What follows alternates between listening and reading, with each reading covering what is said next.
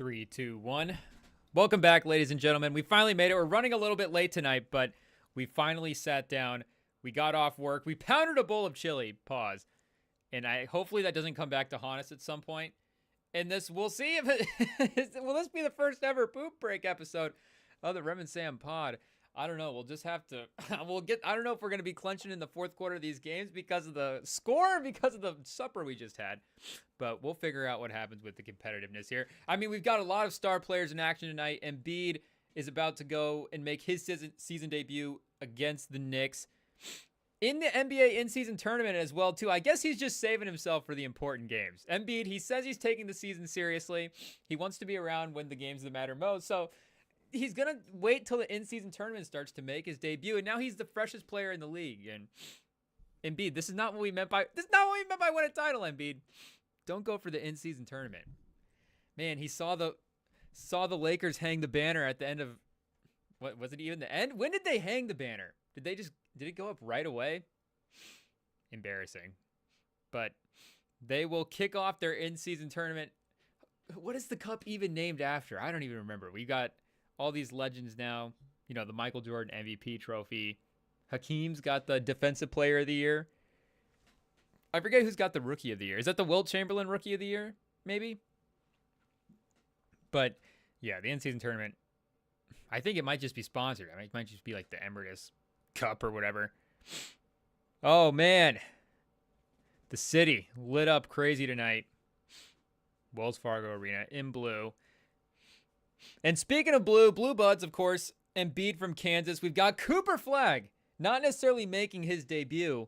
The Duke Blue Devils are 2-0, but his first, real spotlight game for his career going up against Kentucky. And Kentucky, I know Kentucky's got some guys as well too, but it's early in the college basketball season. We'll need to see some games to get a refresher. Check out some of these guys. Pause. But let's see what Cooper Flagg has done so far in the first two games. I remember seeing some of the scores going around for that in Duke. And, there was some exhibition stuff as well, too. Scores that were being posted. So I don't necessarily remember what is what. But it did seem like they were dominant. And it's not just because of Cooper Flagg as well. I mean, they've got some returning guys. Proctor's still there? Is Roach still there as well? But an experienced team around him. And for the season so far to start, he's a 15-9-4, 44% from the field, 25% from three. So in 2 games, he's 2 for 8 from three. 31 points, 11 of 25 from the field. But 54 minutes, he's 31 and 18. So yeah, per 40. 23 and 13 and 6. He's a 23, 13, 6, 3 and 2. 3.7 steals, 2.2 blocks per 40 minutes as well. So, I mean, Cooper Flagg has been known for filling up the stat sheet. And remember what we saw him do against Team USA as well. The Team USA that, Curry, LeBron, they had to go to a different level to get past Serbia. And Halliburton was just talking about that in the Obama interview as well, which I think we've referenced it already. But Obama at one point just went at Halliburton for not playing, and basically the entire NBA for not trying in the All-Star game. And, he called it unwatchable. Which we agree with him. And if anybody could just go face-to-face with an NBA player and be like, you guys need to do something.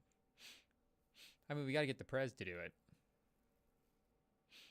What just happened? Tipped off. I'm not going to lie. I thought I would starting to warm up to the in-season courts. They've got the custom courts back for the in-season tournament again. And this blue court for the Sixers is crazy. I don't know if this is going to be a tough watch. But Embiid with the assist on the back cut. Was that George? Oh, and then the pressure on the inbound as well, too. So the star players connecting right away. Embiid and Karl Towns, very friendly before the game. We'll see what happens in the head-to-head. Of course, Embiid's, a competitive guy. Karl Towns is like, Embiid was back. I'll let him have a day. Towns is for 3, and Towns is cooking right now as well, too. I know we can clown on Towns, but the man is playing well. The man is playing well. We're cheering for him. We always cheer for the number 1 overall picks. It's a lot to live up to. And especially in Minnesota, I guess I was going to say for a long time they weren't necessarily a threat to the Spurs, but that's not true. Garnett, for sure. But that was a little bit before our time. He was starting to, Boston, that Boston run would have been when, the real memories start. I don't know if I ever even saw a game in him in the Timberwolves. If, the parents ever had it on at some point, and we just saw it by accident. But, they were throwing the finals on when he was playing the Celtics-Lakers, so of course that was on, and we were watching that. But another 3 by New York as well, 6-2. Lowry to the basket, 4-6. And the Sixers in the red jerseys for, they can't wear the blue ones because of the blue court, but this might be the first time that I'd be okay with just two teams wearing the white jerseys. I don't know if I'm a fan. And just honestly, why even do the extra colors? Just put the logo on there, and the paint. If the paint was black, if you just blacked out the rest of the paint and put the design on there, and just do gray courts for everybody. Gray courts for everybody. It'll make the color logo pop as well too. Maybe a gray court and then the perimeter around the edge. You could do so they got the dark blue on the perimeter, which looks fine. You could go red on gray. George with the outside jumper as well. And Cooper Flagg tips off in about an hour or so. Kansas versus Michigan State is the college basketball game on in front of that. And like we said, we've been running around at work doing all kinds of stuff. So we've been trying to keep an eye on the TVs, watching the storylines. But we haven't been able to see any of the other games that have been going on. I know there's a Magic Hornets game going on tonight. That'll be fun to watch. But Hunter Dickinson back for his 10th year at the University of Kansas. Or I guess just in college basketball. What, 5 at Michigan, 5 at Kansas now? Oh, Towns with the tough shot over Embiid. Should it have been a foul? And Embiid, the in-shapeness is going to be something to watch as well. Because I feel like there is a sweet spot, too, to getting warmed up. Like we're saying, he's going to be fresh legs. But, we're 10 games into the season here at this point. I don't know if anybody's worked up a sweat in terms of the season-long run. So now you're just kind of getting loose. You're finding a rhythm as well, too, on the court. But, the conditioning, they talk about playing yourself into shape. But I'm sure you elevate that shape as well, too, over the course of the season for the better team. So here we go. Embiid attacking the basket, but Towns with good defense and the shot clock violation. They doubled him. He went baseline. Couldn't quite get the shot up. So this is going to be big for Towns. And, it could be a long-term. If anything, if Towns has a good game tonight against Embiid, Embiid's going to be motivated in the matchup again to have a good game. So now it's like Embiid with revenge. Maybe we don't want Towns to have to face that. But to have him be in the midst of a confident stretch, and now he's going up against a former MVP, first-team All-NBA guy, top 10 guy in the league. This is not a type of take Embiid's spot type of game. Embiid's resume is obviously too stacked at this point compared to Towns. But the mental victory of having a good game and a good defensive performance as well. And Towns was able to guard Jokic to insert, on certain possessions when he was really ramped up. he was playing good defense on Jokic in the Western Conference playoffs last year. So I know if they're matching up with the Celtics bigs, and George at the rim challenging Anunoby. Yeah, I don't think it's a foul. I think it's clean defense by George. Embiid and George back just in time for Tyrese Maxey going out, unfortunately, with the hamstring injury. And he is out for quite a bit of time, which, speaking of being out, we saw the news on Chet. And tough run for the Thunder here, losing a couple of centers. But I don't know. Do you just kind of want... I guess you always want Maxey on the court with Embiid, but Maxey, he's 40 and 28 shooting splits right now. He's not... I mean, and that's obviously, the defenses that are being thrown at him right now with the other guys off the court. He's definitely the primary focus, but... And I guess there have been, the doubles and the way you would guard a best player, like they have been guarding Maxey like that. But I wouldn't necessarily say, too, that, he's getting swarmed on defense. But we could be wrong. We could check the tape. Chat. Tell us if we're wrong. We're willing to be wrong. But he was 45 and 37 field goal 3-point last year. And like we said, he's 28.6% from three this year. And it's 7 games. So it's still slump ranging. And you can even have, a bad shooting stretch pre-All-Star break or whatever, and then turn it around, be fine for the last month or two of the season. But his efficiency was always part of the reason that that's the chili, people. There's going to be some burp breaks. And not only just was it chili in general, we ate it really fast too. So I'm sure that doesn't make it any better. But again, I still feel like his looks are all not too off. And playing with Embiid as well, like it's not like he's had games where he's not out there. Like, make no mistake, Maxey is a little bit used to having the team to himself for a day.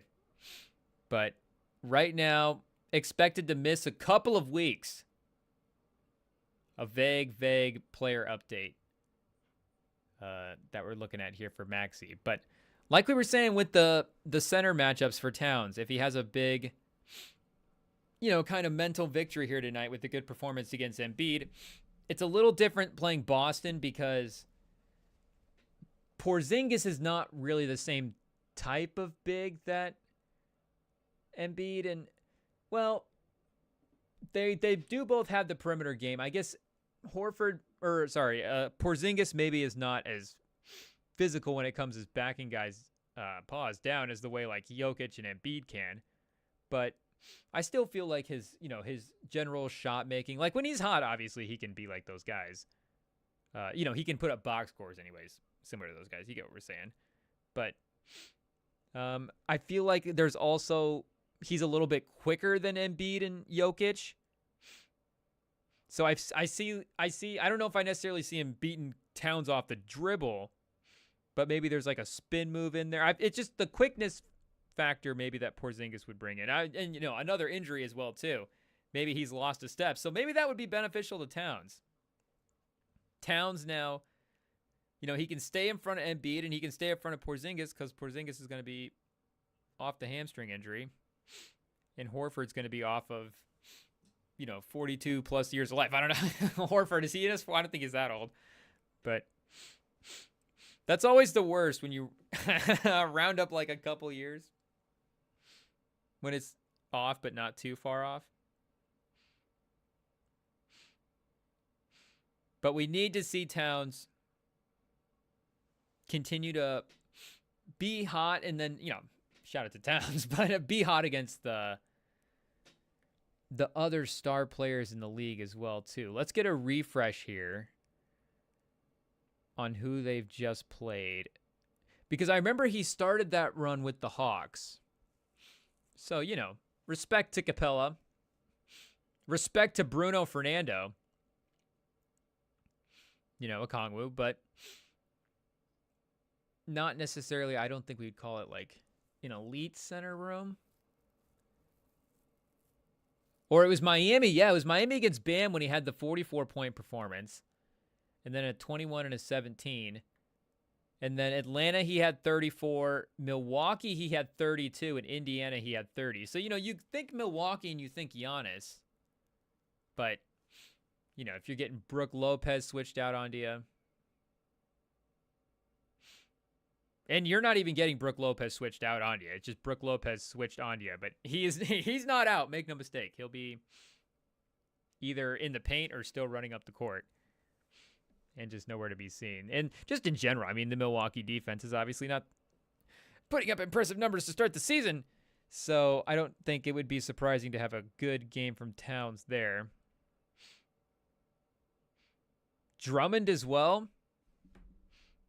The backup minutes. Embiid goes to the bench before Towns. And Brunson with the shot that rims out too. I feel like Brunson has been a little streakier this year from 3 than he's been in the past. Let's look at Brunson's 3-point percentage here. Okay, so he has been... His number is good this year at 41%. It's actually up from last year. But he has been a little streaky, so... Going back the last couple of games...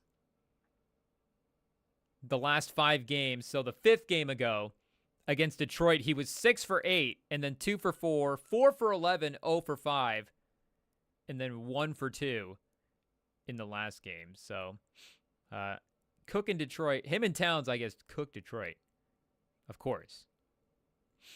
But a couple of down shooting performances since then. So we'll see if he gets back on track, but the little midi there was not able to go. Maybe the Philly rims are rigged? Did they bend the rims? Do they have circus rims? So now we're in timeout. Let's go check on Kansas State, Michigan. Our first look in at college basketball for the year. It's Michigan State. Oh, tough. But Sam's a Kansas guy, so we'll tough it out for the better half of the pod. But right now it's a close matchup. 37-36. Kansas up by 1. They should be winning. Hunter Dickinson. I mean, he played with these guys' dads. Does Michigan State still have a Hauser? They've got a Kohler. I don't know if they have a Hauser. They've got a number 5 with a headband? Is that allowed? I mean... Again, Michigan State basketball, the history of it, we're not going to try to keep too much of it in our brains. But, I mean, Cassius Winston is just stuck there, pause, because the man was a lethal killer. Super clutch, time and time again, not just against Michigan, but just as in his entire Michigan State run. Back-to-back All-Americans. He led the league in assists back-to-back years as well. Led the league association in assists his sophomore year and then his junior year, and then made the All-Pro team his junior year and senior year. 18-7, 18-6.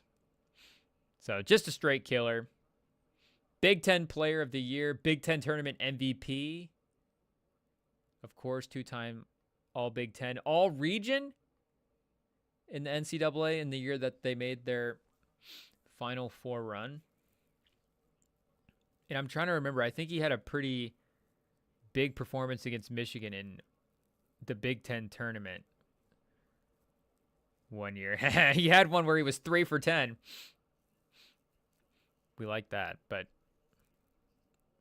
yeah, the year after that, out for revenge, I guess, to make up for the performance.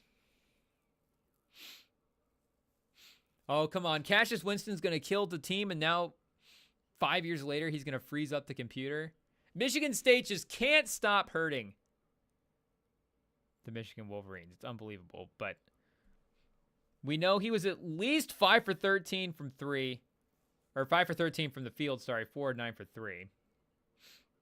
So I guess 12 points plus an extra field goal, 2. Oh, here we go. We're back, chat. We don't have to do math now. Thank goodness. 20 points, 7 of 7 from the free throw line, though. And then he also had, or no, sorry, that was in the loss. It kicked us back to another game. Okay, here we go. 14 points in that game, but 11 assists. And yeah, 4 for 9 from the three-point line was a killer in that conference tournament win against Michigan. We're going to have to get out of this Cassius Winston page, chat. It's killing us right now. There's a virus on the Cassius Winston site. Don't go there. Don't look up any Michigan State players or Ohio State. They will freeze your computer. But both these teams in lockstep right now. 39-39.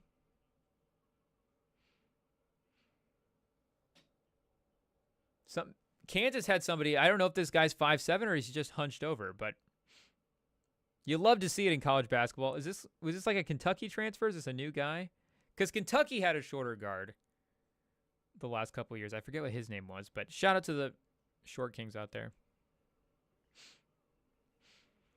And we're not a tall guy, obviously. We're just, and you know, if you're short, at least you get to be a short king. Do we get mid-height privileges?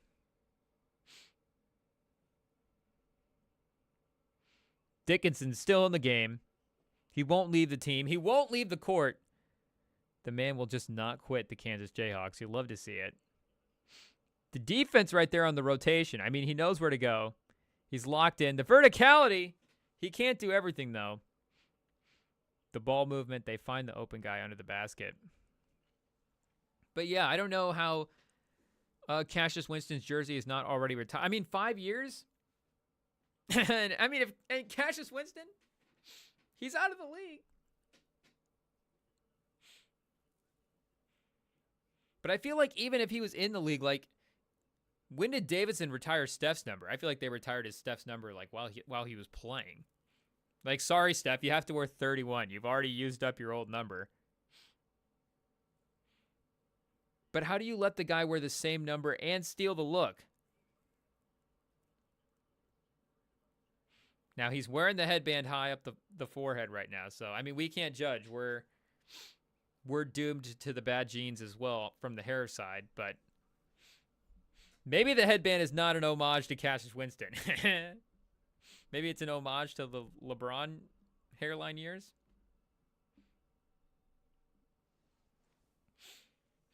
We probably just jinxed it for ourselves, Chad. It's about that time. It should be any day now. We're just gonna wake up and it's just gonna be like, wait a second, this was a toupee the whole time. I expect it before the end of the year, but especially after making fun of this, and it's Michigan State too. You know that they're gonna send some kind of spell. So we should probably catch up on what's going on with the rest of a stacked NBA night, because again, all of these games tonight would count for the in-season tournament tonight and Friday night. So you've got a batch of teams that won't be playing their first in-season tournament game tonight, but starting it later this week. So I guess we're back on as well too. Oh, and what do you know, chat? The team to kick off the in-season tournament in prime time, the ESPN doubleheader on Friday. It's Spurs-Lakers, baby. We'll get to watch Wemby try to make a run at the in-season tournament cup against LeBron, against Davis. Wemby versus Davis. And Wemby, I know we've been criticizing the threes lately. It's not the style that we've necessarily wanted to see from him, but they have started going in over the last couple of games. Now, you know, Utah, Sacramento, but he was 6 for 9 against Utah and then 6 for 12 against Sacramento. So he's going backwards, but he was 24 points, 16 rebounds, and 7 blocks in that Utah game. And then 34, 14 rebounds, 6 assists, 3 blocks in the game against Sacramento. An incredible win by the Spurs. Vassell starting to get back into the rotation as well, too. You love to see it. We'll see what happens with the Wemby, Keldon Johnson, Champagnie, who else? Vassell, Sohan. Is that 4 guys? But then you're leaving out Castle as well, too. So there's going to be an interesting which combination of the young guys do we see out there with Wemby. And, you know, it's going to be cut and limited a little bit by the fact that we do have good veterans. I mean, Chris Paul, Harrison Barnes. But just for the long term, which of those guys start to play? And Castle has started to make his way into the starting lineup as well, too, which, you know, they haven't had Vassell out there, so they've had not necessarily an extra spot, but maybe a little bit more areas to play with the lineup and definitely some more minutes to go around, which is, you know, having one of your guys out. So maybe with Vassell getting back healthier, is Castle back to the bench? See what happens with his development. Maybe that's the move, but you know we're big Castle fans. We've loved what we've seen from him. Maxey always looking fly on the sidelines, but Wemby, Castle, Sohan, Vassell, Keldon Johnson. But you know Sam's got that Champagnie stock. So I feel like we've got to try to work him in the lineup somehow. McCain off the Embiid screen buries the 3. So for a Sixers lineup, if we're looking at Embiid, Paul George, Maxey, and McCain, and then maybe Oubre, it's an interesting 5. I mean, with George and Maxey hopefully taking us, Maxey, you know, maybe getting the 3-point consistency back a little bit.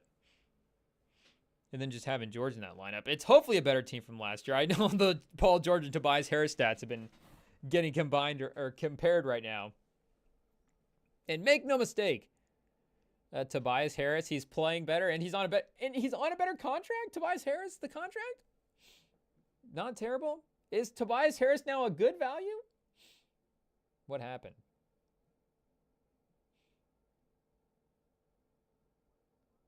Brunson checking back in with 13 seconds left. The Knicks up by 4.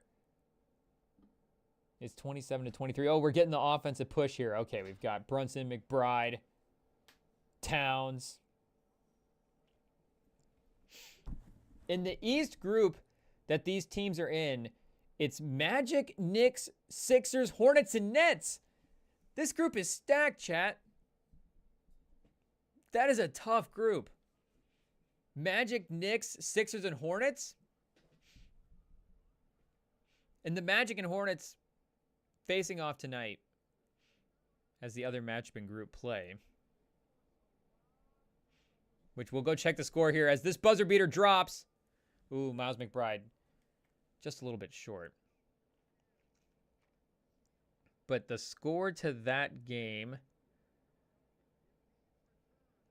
Oh, the Magic killing the Hornets. The Magic have had some big scores here. Without Paolo, they've been able to still the defense. Suggs and Wagner putting up points. I mean, maybe it's not their defense. Maybe it's the Hornets' defense. But Wagner is 21 points, 19 for 13 from the field. He hasn't missed barely, just from threes. 1 for 3. So 33%, maybe not ideal, but, you know, he's one make away from being 50%. We'll see where it goes. But you got Suggs with 17, and Suggs is 7 for 7. Suggs literally hasn't missed. 3 for 3 from the three-point line. And Tristan Da Silva in the starting lineup. I mean, he's played 13 minutes. He's taken 1 shot, and he's plus 20 from the field. I mean, this sounds like a perfect draft pick to fit in with all these guys that need to take these shots. And especially now Suggs is developing into kind of like a... I mean, what is he averaging on the season right now? And the thing you forget with Suggs is he was a top 5 pick in the draft. He was the 5th pick in 2021.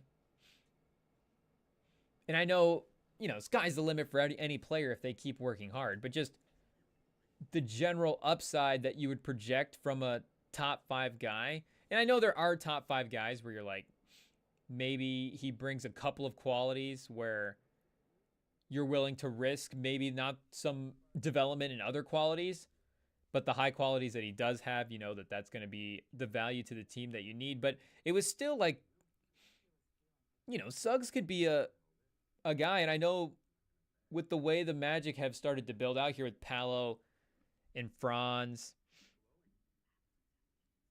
he started to kind of take on like a third type guy role, but it almost seemed as well too. It was like a third, but do you want him to be like your fourth, where he's doing the defensive thing and then there's like a spot up shooting type thing to his game? But he's had some big scoring performances as of late. He's at 15 points on the season. He's had a couple of down games the last 2, but some big wins. 7 points and 5 points. Not necessarily shooting the ball well in the last 2, but I mean, making up for it tonight. Getting those percentages back in check. And he's 32% from 3 right now, 43% from the field. But he is 90% from the free throw line. Only taking 3 a game, but not missing from there. The playmaking is up a notch as well, too. Almost doubling his assists from where he's been at in the last couple of seasons. So they're up by 17 right now on Charlotte. Franz getting to the rim again. 23 points for Franz now. LaMelo looks good. He's 23 points, 8 of 13 from the field, 4 of 6 from 3. Brandon Miller is 1 for 7, 0 for 3 as the first half winds down. And like we said, I mean, Wemby has now started with the last couple of games that year 2 sort of emergence. And Miller's been playing well as of late too. And he's 37% from 3 on the season so far to start. Appeared in 6 games. And was really showing some signs at the end of last year. I mean, again, the Wemby thing overshadowed a lot from that class. But, I mean, Brandon Miller was definitely, you walk away from that class and go, we still feel like we made the right choice with the number 2 pick. I know we love Amen Thompson. But still, again, the shooting that Brandon Miller is providing, and if that continues to get better, if he continues to get on the court more consistently and get that rhythm, maybe that is a skill that... But the Amen Thompson defense, and I feel like his ability to crash the boards and his playmaking as well, too. Like, sometimes the 3-and-D guy, it's like, well, if he's not shooting the 3, he's not giving you anything else on offense. He's not a playmaker. The IQ, we're not saying he's, 3-and-D guys that are not making shots are dumb, but, the playmaking IQ, the ball movement stuff, like sometimes they're not giving you all that. It's just, they're there to put up the shots. But Amen Thompson, even if he's not shooting, it's like the man's a guard. Like, he's a playmaker. He knows how to set guys up. He knows how to run the offense.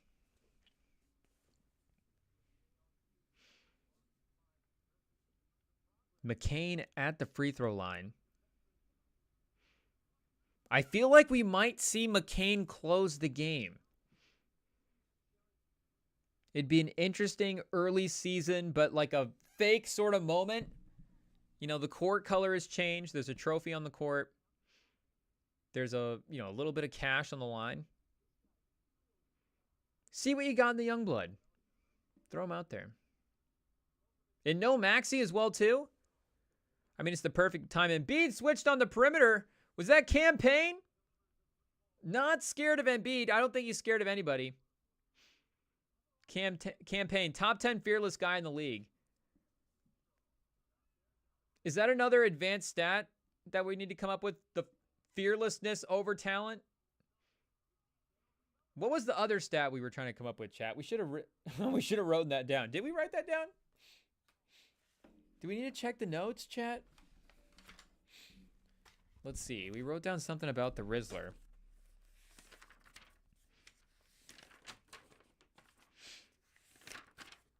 Was it talent over... It was talent over something, but I forget what it... what was under the talent, chat? I forget what the bottom was in that equation, but... The fearlessness over talent combo? How good are you, but how willing are you to take the shot that counts in the last second? End of shot clock. Campaign might be one of those sneaky leads the league and end of shot clock type shots. He just, when the second unit is in there, he's not afraid to start jacking him up. Pause. Is this Yabusele and Embiid on the court together? Oh, I think. Yeah, Yabusele and Embiid. So maybe Yabusele is the fifth guy out there instead of Oubre in that lineup we said earlier with the McCain-Maxey backcourt. But they've also got... they've got... is it Paycom Diate? Diadet? Maybe it's Diadet. Paycom Diadet? He's on one of the... He got drafted by one of these two teams. I forget which one. Sixers or Knicks. Actually, it might have been the Knicks. I guess we can check chat.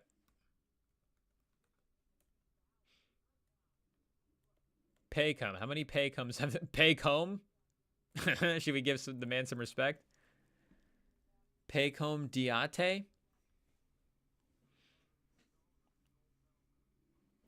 And usually they have pronunciation things on here, but they need to get on that. That's one of the great things about the WNBA had that on some of their team sites where you just click on the name and it just tells you how to say it. I mean, I feel like we need that a couple of times. But yeah, our boy is on the Knicks. 30% from three this year?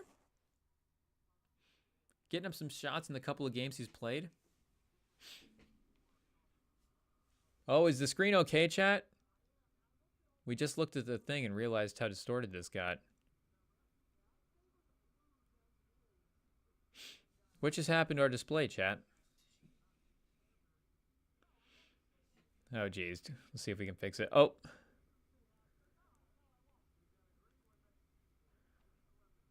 Okay, I think we're back. IT on a hot streak, not the Knicks.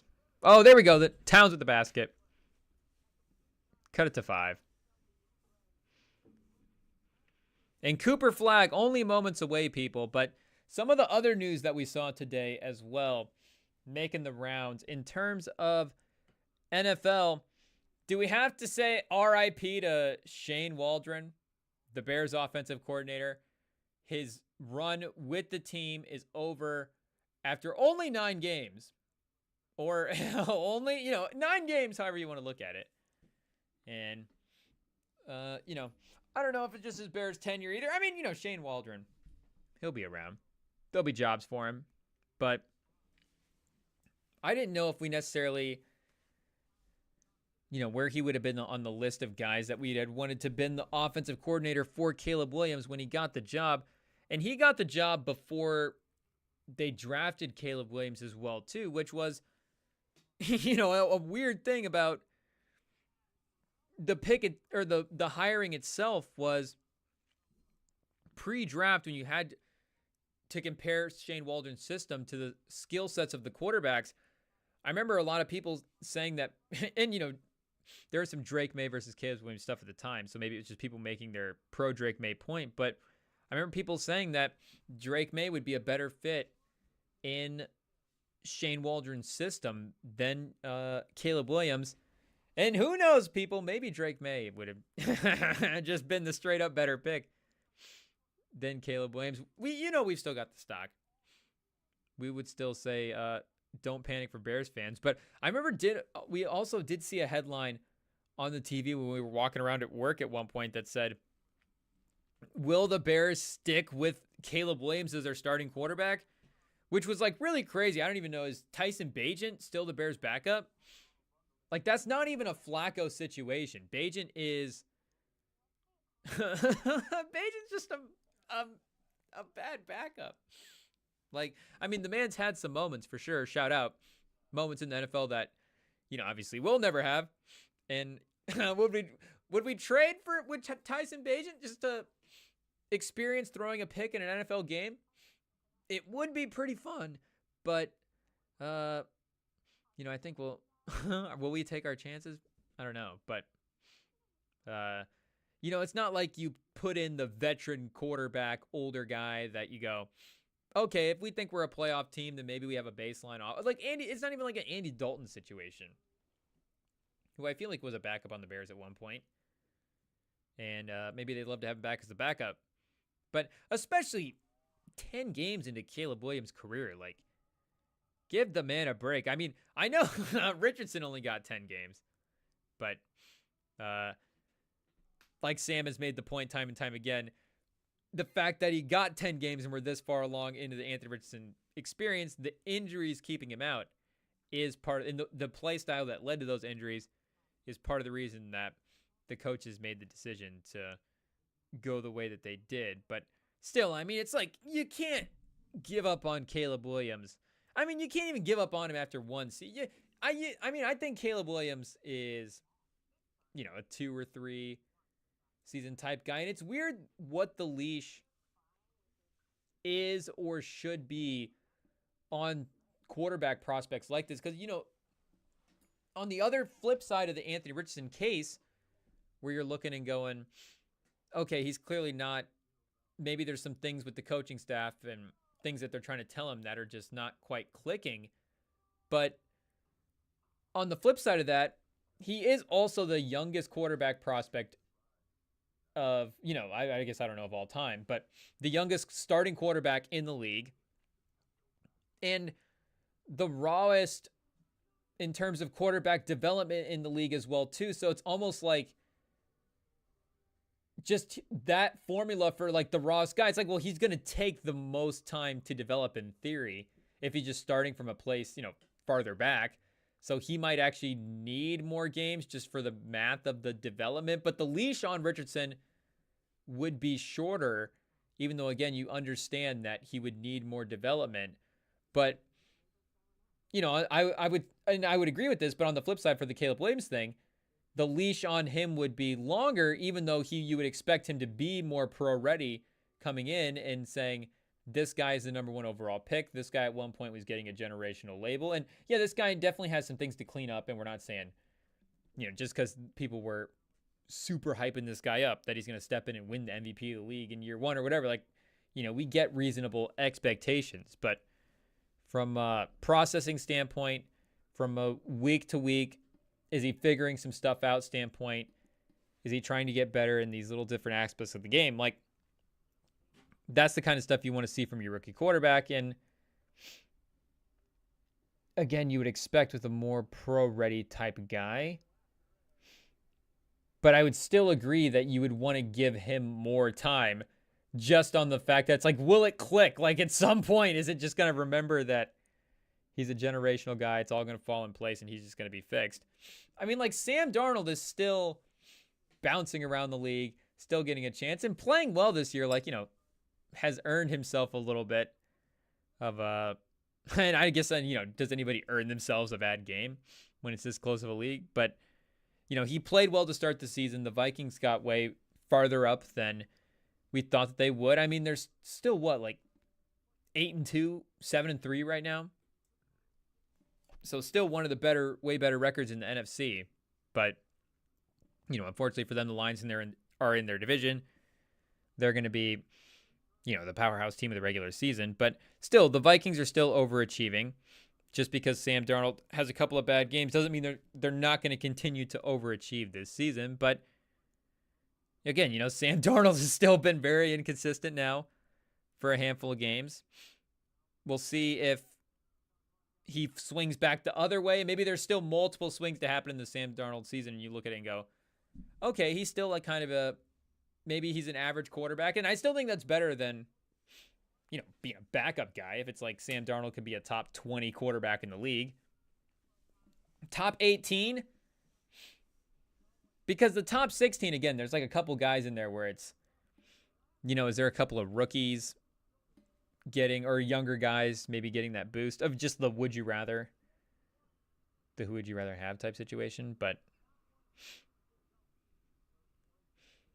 the Bears, anyways, making a different move at the offensive coordinator position.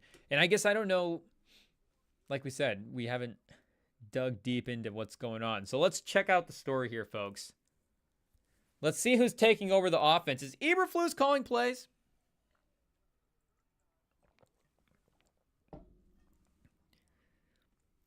They just decided to give the keys to Anthony Rich or Caleb Williams.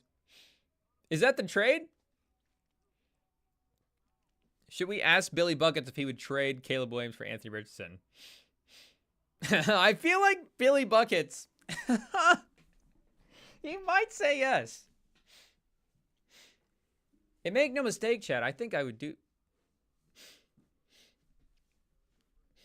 I think that'd be an interesting trade proposition if I was running that team. But the Bears. Let's see what Schefter has to say here. Or sorry, Courtney Cronin. Let's see what Courtney Cronin has to say about this. Less than 10 months total on the job. And wasn't Eberflus asked a question about this as well, too? He was saying, are you willing to be fired to keep Waldron around? And, well, I guess Eberflus answered that today. He said no. But in terms of who is taking over, I don't know if Courtney Cronin is saying, chat. The Bears have not changed offensive coordinators in the middle of the season since Perry Moss became Chicago's first designated OC in 1970. So they've never even fired an offensive coordinator. The only time they've changed responsibilities was they just made somebody the offensive coordinator. And they didn't have offensive coordinators till the 70s? I guess I don't know if is that more shocking or less shocking. Because I feel like, you start getting into the 90s. I mean, what's changed since then? But if you told me that they didn't have coordinators until like 87, I wouldn't be totally shocked. I mean, the NFL striked out and played like 8 games in one of the 80 season, and the kicker won an MVP. So if you told me that they didn't have coordinators until after the kicker won the MVP, I wouldn't be totally shocked. But also, I feel like a lot of coaching positions and a lot of jobs, it's just something that naturally happens in every field that starts to expand. So if they just had coordinators by like the 50s, I wouldn't be totally shocked either. And they probably had full staffs and full staff infection. Who knows what was going on in the 50s, but they probably still had multiple guys on the team, multiple coaches, multiple perspectives. Lots of guys drawing up plays. George back in the game for McCain. So McCain subbed out with 6 minutes left in the second quarter. Maybe he's not going to finish the half. Unless they want to bring him back in with a couple of minutes left. But George got the steal and then throws it right away. Trying to throw the cross-court pass for some reason. I don't know if he's channeling Mahomes, but he's channeling Mahomes from the wrong season. Mahomes this season, throwing too many picks. Paul George throwing a pick right there. And then getting the foul on Josh Hart on the other end. But just because like we were saying with Caleb Williams, we haven't given up on Caleb Williams, it doesn't mean that there is a little bit of eyebrow raising. And I don't think it's necessarily, it is a little Caleb Williams, but it is also looking at the other quarterbacks in the class, because we were just talking to our neighbor as well too when we were walking in after work. Shout out. Do we have to have him call in at some point? Mr. Bill, call into the stream sometime. We'll see if we can get him tapped in. But he was a big Broncos fan. He was, I mean, we asked him at one point, would you rather have, and of course he was, we were talking about that game and how it ended on Sunday. But, you know, we were still saying like, hey, the defense still looks good. They're still in the wild card spot right now. The offense hasn't taken a step back. Like, you know, the signs are still pointing forward going forward in the season. But, I mean, I asked him if he'd rather have, if he could trade Bo Nix for Caleb Williams, would he do it? And he's like, no, he wouldn't do it. Like, Bo Nix has looked just fine this year. You know, if you're Jaden Daniels and Drake May, you're pretty happy with how, you know, Jaden Daniels more than pretty happy. But, I mean, with Drake May as well, too, very happy with what you've seen him. So, I don't know if I would say that I would have Caleb Williams fourth. And I don't know if there's a huge difference between third and fourth either, but if it's just evaluating play from this year, Bo Nix would definitely, I mean, Bo Nix is in the playoffs right now. So he definitely has a case. Paul George with the crazy three. Trying to draw the foul. Somehow it goes in. Brunson would love to see one of those fall. He hasn't hit a shot yet. He's 0 for 5 tonight. Can Josh Hart respond? He cannot. So with Lowry, is it Lowry and Martin in the backcourt?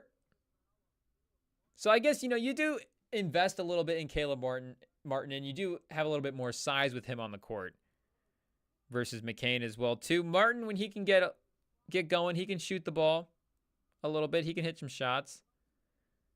But he just gets the offensive foul right there on Brunson, giving up the transition opportunity. So, I mean, Martin has played a lot of big minutes. He's been in a lot of big playoff games with the Heat. I mean, you know, he almost won Eastern Conference Finals MVP at one point. He was playing so well in that series. So, it's not that you kind of know what you're getting from Martin, but, I mean, at this point in the season, it's not like Martin needs the reps in like a close game. So I guess if it's just, you know, a purely we have to buckle down and I guess you really do. I guess that's the thing. The Sixers record is so bad at this point that they can't really risk. They're not in a Celtics position where the Celtics have all these guys. Even when a guy like, you know, Porzingis has just been out right now. Like even with that, still, the rest of the combination is too much, and even like the experience that Pritchard gives you. I mean, Pritchard's a above average player in the NBA. You know, now they're starting to work in like Jordan Walsh into the rotation, and they can have him out there in certain matchups and just, you know, get him used to the guys, get the chemistry flowing a little bit, and that way, if for some reason you have to throw him out there, maybe it's injuries or for whatever reason, you know, you're used to the flow of having him in the game. But since the Sixers are down so bad and they're still trying to make the playoffs, they're not really able to afford that kind of luxury. But, you know, the Magic don't have Paolo, and they're chugging away right now. I guess they still have their two best players. And for a second there, it was like, wait a second, everybody's just out for the Sixers? But fortunately, Embiid's back. Paul George was just like, oh, wait a second, I got to go now. Maxi's out. The team's down bad. I mean, what would the record have had to have gotten to? And Paul George has been back for a game or two now, but how bad would it have gotten before Embiid was like, oh, okay, I'll come back. I'm in. I guess we know the answer, chat. What are they, like 2-7? 2-9? We'll say 3-7 just to give them the benefit of the doubt. Yeah, no, they're 2-7 right now. Still holding on to that protected first round pick. Top 6 protected. They're number 5. New Orleans up to 2 top 6 picks. So if Milwaukee was finished in the lottery where they're projected, New Orleans would get the number 2 overall pick in the draft. New Orleans would get Ace Bailey from Milwaukee. Wow. And they'd come back at number 6. Get another solid thing. I mean, Toronto take 2 and 6 for number 1 and give up Cooper Flagg? Ace Bailey, is he more of a Canadian? No, I think Cooper Flagg. I don't know, chat. But are they reviewing this Martin call for flagrantness? Flagrancy? I mean, you know, it's a classic offensive player doing the little Euro step crossover thing, bringing the ball over the elbows, catching the offensive player sort of up high. So anytime there's elbows up high, you know, the refs, they're going to be picky. They're going to look at it. But still, what are we doing, chat? It's the second quarter. Keep it moving. Anunoby. Big three from the wing. A little, you know, a lot of his threes too, very stationary in the corner. But that one, he was stepping up a little bit. Turning away from the basket, so I had to get realigned. George is trying to cut through the defense here. The over-dribbling from George is off the charts. The double, taking on the double team, pause, at the rim. Maybe not the best idea either. That doesn't turn into a miss. Oh, Bridges is in the game. Hello, Miles Bridges. That's right. You're on this team. He gets the mid-range to go there. He's 3 for 4 tonight. Miles Bridges. Mikal Bridges. Can he turn it around? Because, I mean, that is ultimately going to be the thing that unlocks him. I mean, if Towns has to be, I mean, of course, everybody has to be amazing. But in Brunson getting to the basket there, is that his first make? Did he sneak one while we were looking up Shane Waldron's stats? And they're trying to finally bring Embiid back with 3 minutes left. He went to the scores table with 3 minutes left in the second quarter, so he's going to play like the final 2.5 minutes if they're lucky here. They almost need to foul in this possession just to get Embiid back in the game. Oh, and the Sixers get a turnover. Wow, so a transition turnover. All of a sudden, you're going for the score to go up double digits. Now the ball is stopped. Sixers get the ball back, and Embiid is back in the game, down 9, and they can cut this to 7. I mean, with the Sixers' depth in this game, it's becoming clear that this might be a little bit of a playing from behind situation. But McCain is also in the game as well, too. So we've got McCain and Lowry in the backcourt. George, Embiid, and Martin in the front court. So they're going Martin over Oubre. Going for the defense. Maybe going for the non-guy that's going to take the shot instead of the 3 other players. But Martin, again, he's done more in the playoffs than any of these guys. Is that kind of true? Is that sad, chat? Does Caleb Martin have the most playoff moments on the Sixers? I mean, I guess Lowry won the title, and Lowry had a big game in that finals as well, too. So Lowry has the most big moments, pause, on the Sixers. The most playoff clutch moments on the Sixers, but Caleb Martin might have the second most important minutes that anybody has ever played. And then McCain in the Elite Eight at Duke. What was Maxi's and Paul George's? I don't know if Paul George had a tournament run. What did Maxi do in the tournament? Did Maxi get bounced early? McBride for the Knicks. McBride had some big minutes. I guess these Knicks guys won the national title. Forget what McBride did. Brunson, National Player of the Year. And I guess, first team All-NBA level type player as well, too. But it is cut to 7 with 2 minutes left. I mean, a stop here and cut it to 5, it just becomes one of those things. And McBride misses the 3. George the rebound. He hasn't necessarily been electric scoring the ball. He's driving to the rim here. Gets the foul. So maybe he fits into Philly's system of getting a ton of fouls, slowing the game down. Or maybe he benefits from Philly. Oh, I guess the foul was on Sims throwing Embiid to the ground. So Embiid is going to get the free throws here. And Embiid 0 for 3 from the field. Yeah, he just, 0 for 3 is not good, but 3 is not good either. In the second half, he just hasn't been aggressive.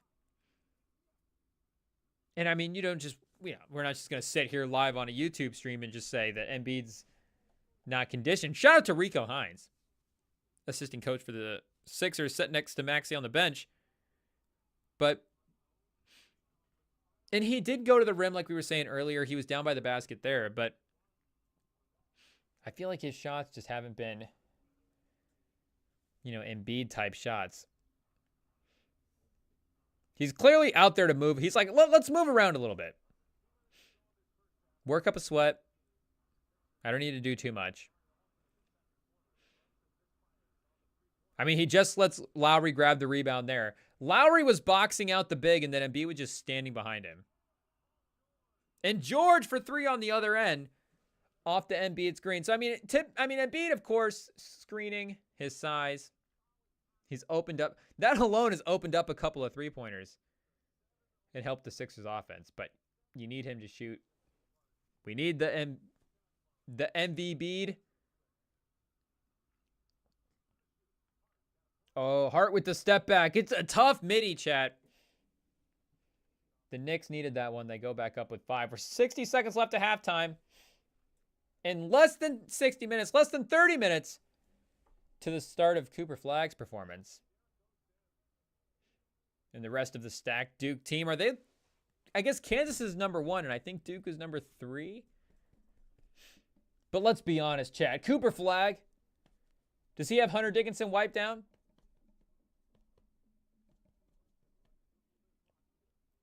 McBride trying to wipe down Caleb Martin. Raises over him. Doesn't get it to go. Oh, offensive rebound by the Knicks, chat. Embiid, let's get out there, hustle. Okay, he contests on defense there. It was not a very vertical contest. Are we being too critical? He's a great player. We're holding him to a standard. McCain in transition, taking on Sims. Oh, he doesn't get it to go. He maybe should have slowed that one down, chat. It's a one-on-one against a big, you get your chances going to the rim and take a foul call as well, too. But again, against the center.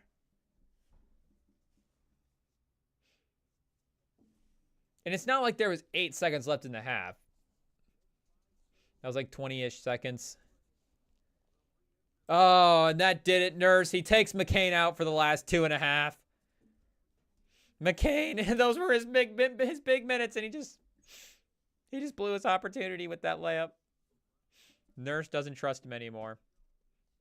Lowry Oubre denying McBride on the inbound. Josh Hart for 3. Nails it in the face of the defender. Oh, foot on the line? A long 2 for Josh Hart. Falling away at the buzzer. Puts the Knicks up 4. Yeah, didn't quite get step back over the three-pointer. But still, the step back in Lowry's face. So somehow they got Lowry off McBride and Oubre off Hart. And it looked like it worked. Oubre, the denial on McBride, forcing the inbound to maybe the guy, the play wasn't drawn up for, but still working out for the Knicks. So we've got an ending of a college basketball game here to catch up on, chat. Kansas, Michigan State. 30 seconds left. Kansas up by 6. And they're going to the free throw line to go up by 8. Wow, a chance to really put this game a couple of possessions away. Missing the free throw. I guess, was that the second free throw in, or was it a 1-and-1? Because Michigan State with the rebound gets the ball, goes back the other way. They don't get it to convert, though, and then they have to foul. They got a good push in the transition and got a look at the rim. Izzo, of course he wants a foul. but just not able to go. Oh, they've got the point guard back as well, chat. Yeah, so DeJuan Harris, Hunter Dickinson, KJ Adams, is that the right name? I guess that if they're running back a lot of the same guys from last year, and a lot of guys that have been around college basketball for a while versus Duke, some younger guys, I mean, you'd want to see it a little bit. Dickinson goes off the court as they go up by 8. And now as they go up by 6 or 7, now 8. Homeschool math, chat. And a big miss here for Michigan State, short on the 3. Kansas is going to secure the win. So does it take 20 minutes to clean up the court, chat? Let's get Cooper Flagg out there and let's get going.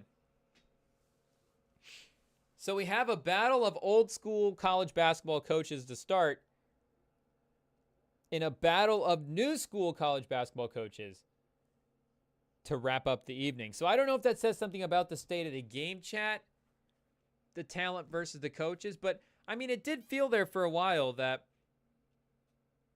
I don't know if program was bigger than the talent, but I mean, it kind of went hand in hand. The program became these teams that formed over the course of 3 and 4 years together. Like, I think even about the Michigan Mo Wagner team, and just watching a guy like Mo Wagner take the progression that he did every single year. And I guess, with Mo Wagner's development cycle, he wouldn't necessarily have been declaring for the draft early. But, I mean, guys do jump early now just to do it as well, too, and just to get into the league. They'll bounce around on a G League team, get the 2-way contract, the Exhibit 10, get some money in the bag. But, I mean, Cooper Flagg is obviously going to be the headline, whether or not Coach K is on the sideline. Or, well, I guess, Coach K is maybe the one exception. But, I mean, Izzo and Bill Self still having a high-powered team in, the name value of the athletes on Duke, Kentucky. It's still enough to put him over the top as the headliner for the day, which of course is the right move. Duke in the tunnel right now, dribbling. And that's honestly the best part of the college basketball. Well, not the best part. All the best parts of the college basketball tournaments. But one of the best parts, I don't know why, but just the teams, just having all these teams in one building playing games. The AAU tournamentness of it.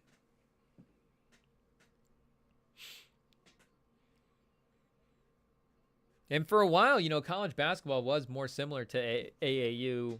Maybe it had more crossover elements to AAU than the pros, but now it feels like that's shifting. That's the one remaining element of college basketball old AAU days, is the 4 teams in the tunnel all at one time.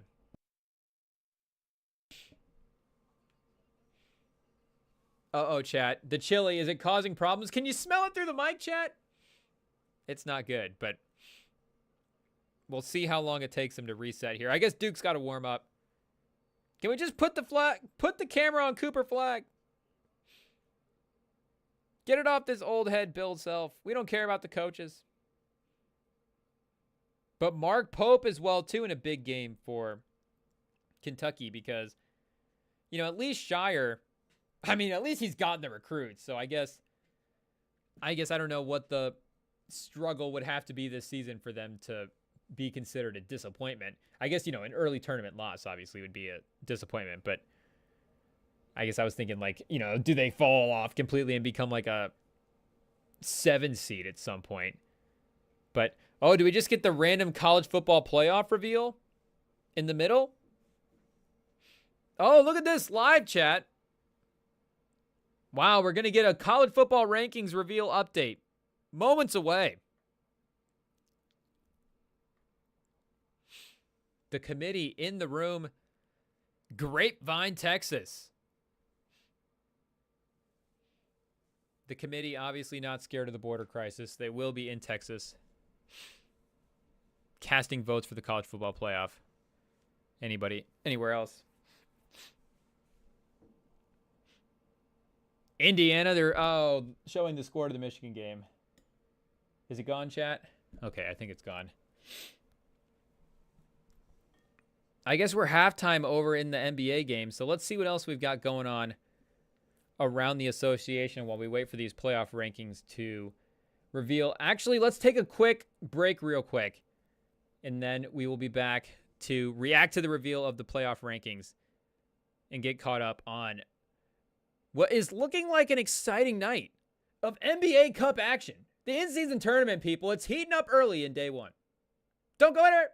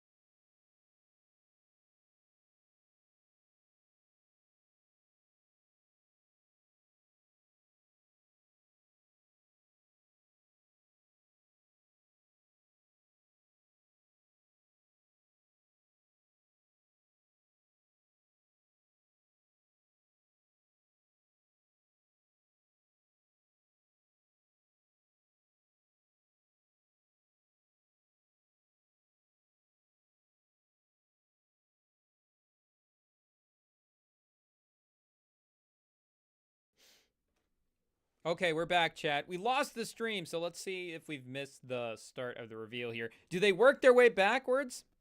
Pause. Do they back into the playoff rankings? I think they saved the best for last, but now we start getting the playoff team reveal at 12 as well, too, instead of the top 4. But we're back in the panel. Shout out Booger McFarland, Colts champion. But we've got the temperature of the room reset, chat. We're one of the worst people at dressing / setting room temps and just getting everything set straight, because you know how it is, chat. You always want that instant gratification, and you just go, well, I gotta get the right temperature right now. So I'm either gonna, if you're cold, it's like I'm gonna bundle up and I'm gonna crank the heat up, and then you get to halftime in the game and you're like, it's too hot in here, and I probably messed up again, chat. I've turned the heat down and opened up a window. That's too much. I can already tell I'm gonna have to close this window in a second. It's just what it is, chat. But you gotta have it now. Gotta have it now. I want these playoff rankings right now. Let's give it to you. Start the reveal. Tulane at 25. Jumping into not ranked. Whoa, who did they snub, chat, for the 25 spot? Ridiculous. Army. The 9-0 Army men What is the name? Army? Is it like Army Knights? The Army Knights are 9-0. How is Missouri? How is Missouri above 9-0 Army? I'm going to be honest. Army, put them in the top 20. They did move them up, though. I guess they were 25 last week. They're 24 now. So LSU at 22 after losing to Bama, dropping 7 spots. They were 15 last week. South Carolina jumps over them from not ranked. A 6-3 South Carolina over a 9-0 Army? Does the college football playoffs hate the heroes? The men from Army can't even, they're undefeated. They haven't lost a game. And the committee's going to jump South Carolina. I guess South Carolina did just beat Georgia, but regardless, does that make them better than Army? Army couldn't beat Georgia at 9-0? Clemson at 20. So, wow, controversy at 25, Chad. Louisville at 6-3 is 19. Can't we just put Army in the mix, chat? Haven't they been through enough? Okay, Washington at 18 is 8-1. So maybe this is the range. So yeah, like I was saying, put Army needs to be in the top 20, chat. I am outraged. And I don't know how many times we've taken up, and we're pro everybody on this pod, but we haven't had a lot of support the troops segments. This is the first one, chat. Support the Army football team. 9-0, they should be higher. Plus the helmets that they had the other day, those gradient helmets, they should be in the top 20 just for those. Colorado at 17. Yeah, you can't put them above Dion. As much as they've done for the country.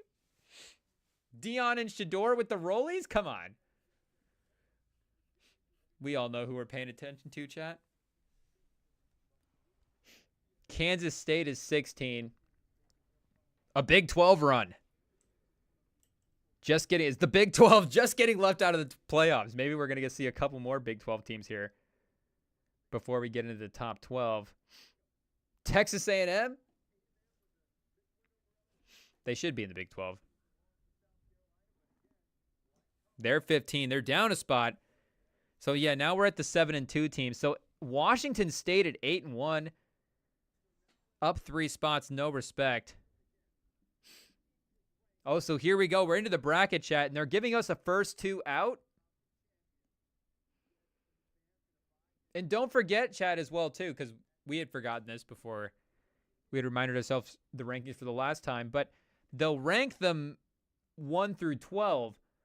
But the top 4 seeds are the top 4 highest-ranked conference champions. So now, we don't have conference champions right now, but the 4 highest-ranked conference leaders will be as of right now anyways, the teams with the 4 buys to start. So the first...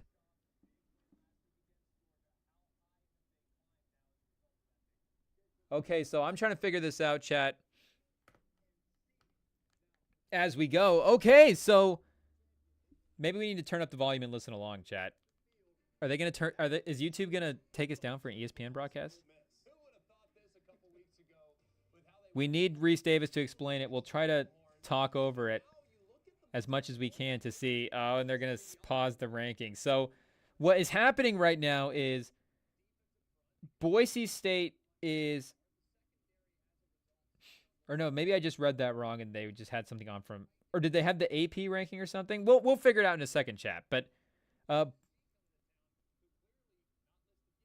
no. Yeah, so Boise State is ranked 13, but they're in the college football playoffs. Georgia is ranked 12, and they're out of the college football playoffs. So is this a conference leader scenario?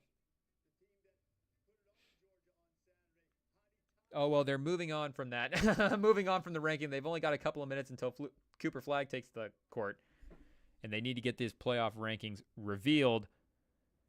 But Ole Miss is at 11. Or no, sorry, Ole Miss just beat Georgia. South Carolina hung with Georgia? Pause. made it interesting. We'll remind ourselves of the scores here, chat, here in a second. But let's look up Boise State and see what we're working with. Leader of the Mountain West Football Conference. So is it them just being any conference champion then? I guess it is, yeah. I mean, a champion of the conference is a champion of the conference. Sorry, we didn't mean to disrespect the Mountain West. Alabama at 10. And like we said, Ole Miss at 11. So let's see how South Carolina made the jump up into the rankings and over our boys at Army. And we'll also figure out what the Army team name is too, because I don't remember. I know it's the Navy Midshipmen. Is it the Air Force Falcons? But South Carolina, so 2 weeks ago they beat number 10 ranked Texas A&M. And they beat them 44-20, but remain unranked. Texas A&M, again, number 10 in the nation, and then beat 24 ranked Vanderbilt 28-7, making that Alabama loss look a lot worse. But apparently not to the committee. Bama's still in the top 10. Again, I guess they beat Georgia. But that was enough. And I guess the combination of the 2 weeks, maybe the committee's like correcting their mistake. But, or, you know, correcting not putting them into the top 25 for being a top 10 team. But jumped them over a 9-0 team. So we said Bama at 10, Miami and Cam Ward at 9 after losing to Georgia Tech. So I guess the first loss doesn't mean that much, chat. Or who did they lose to this week? It was Tech.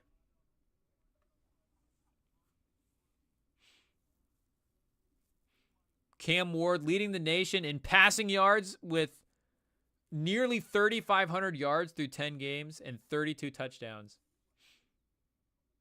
Explosive offense, explosive passing game from the Miami Hurricanes.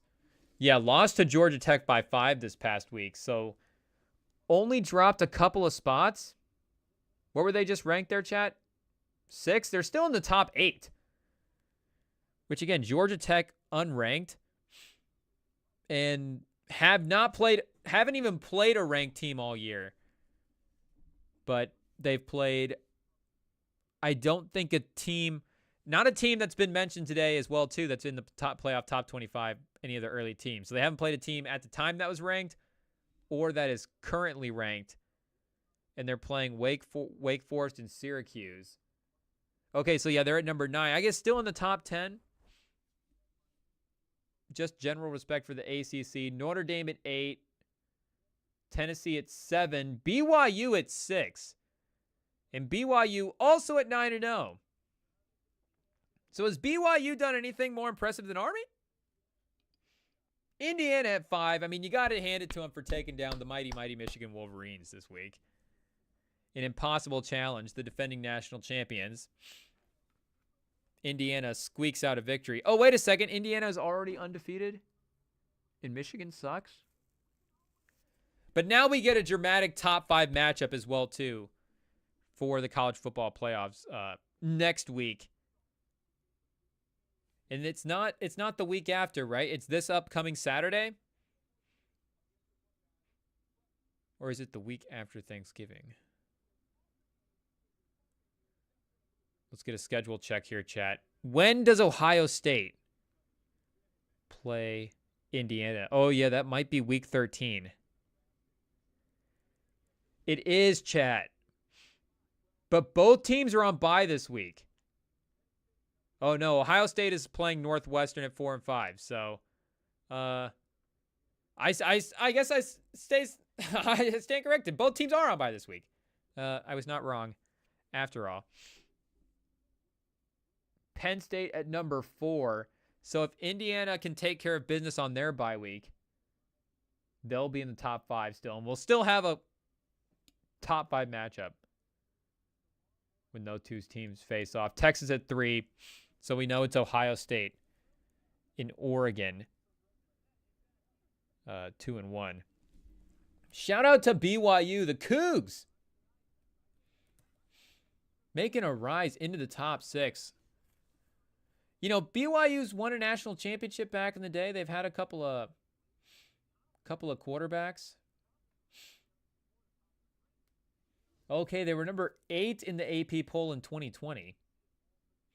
I guess they've had a good run here with this coach, Kalani Sitake. Did we say that name right? But he was also Brigham Young. Wasn't he he also coached at one of the academies, right? It doesn't say he coached there as a head. But maybe he was an assistant.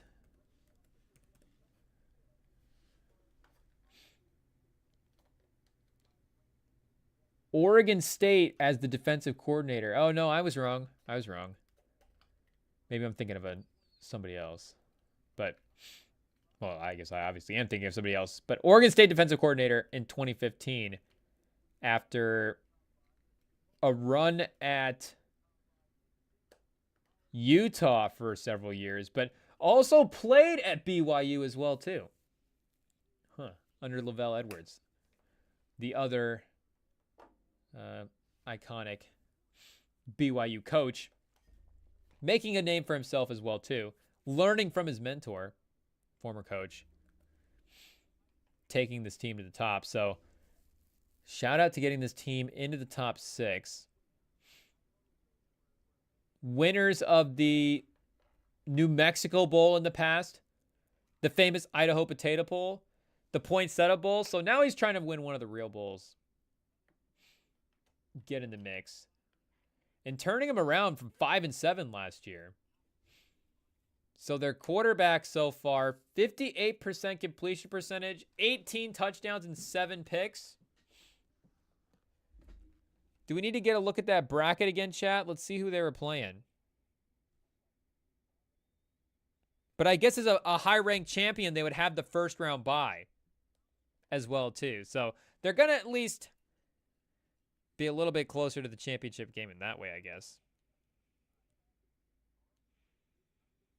But I don't know who they would get the matchup of at that point. They did the number 3 seed in the playoff rankings. So, yeah, like we said, the 4 in the playoff rankings is Oregon, Ohio State, Penn State, Texas, Indiana. But for the bracket, when they would actually play the tournament, because of the conference leaders, it's Oregon, Texas, BYU, in Miami gets the first round bye as well. And Tennessee and Georgia matching up against each other this week. So Georgia could take the Tennessee spot right back as well. They could potentially be in on it. Cooper Flagg tipping off in 10 minutes. ESPN just gave us the notice. They've had to push it back due to the playoff rankings. Oh, geez, chat. We lost. We're losing our in-season tournament matchup. The third quarter is underway. Sixers down by 1, 8.5 minutes left. We haven't missed too much. But BYU, and yeah, they're in the Big 12 now as well, too. They've got Kansas, Arizona State, and Houston. So right now, the Big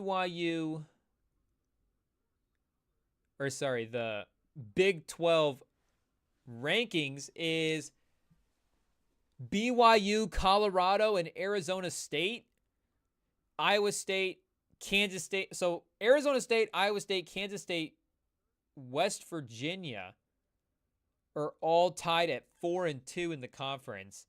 But Colorado is 5-1, and then BYU is 6-0.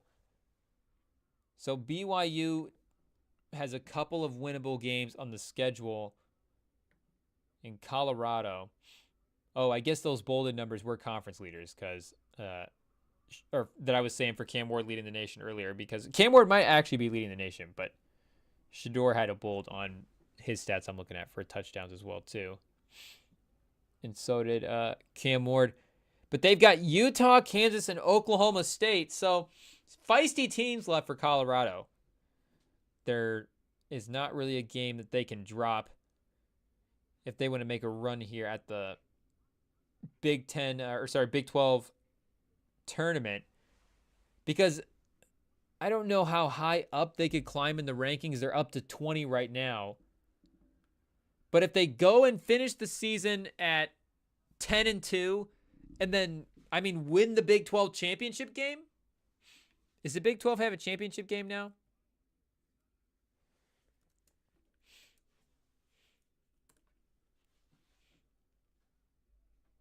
Yeah. Okay. They've had one for the last couple years. I was going to say, I was pretty sure they did. But, we've got the internet right here, chat. We can just make sure we're not fools. But they could get up into the top 12. So could we see Colorado in the playoffs? Dion. But I don't know. After looking at this BYU team, this BYU coach, seeing the run, the history, we always loved the guy going back to his former school. I don't know. Do we like the BYU storyline? We'll have to sit down and commit to a BYU game at some point here in the next 3 weeks. The next 2 or 3 games. We'll commit to BYU football here.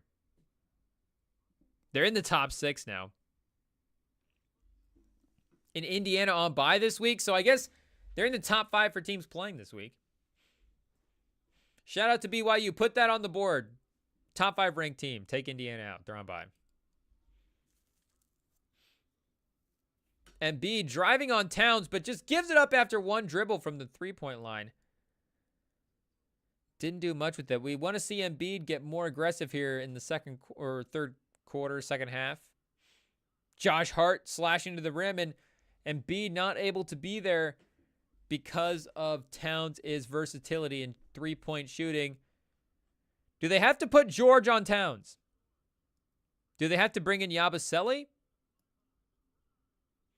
Oh, McBride with the sidestep 3. A Knicks run underway. Nurse is not going to let it get out of control. Calls the timeout right away, but it's an 8-point game, and Lowry caught flying away on the closeout. McBride with the sidestep buries the 3.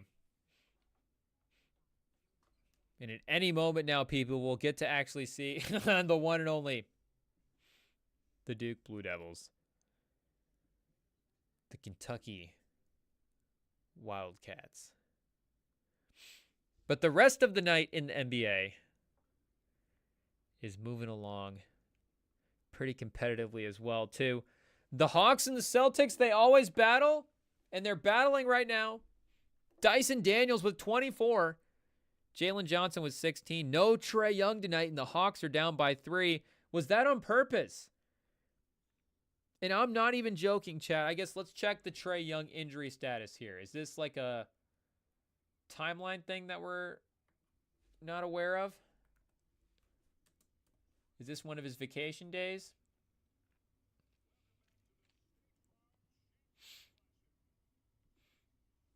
It doesn't look like anything serious. Achilles? Did Trae Young get an Achilles injury? What happened to Trae Young, people?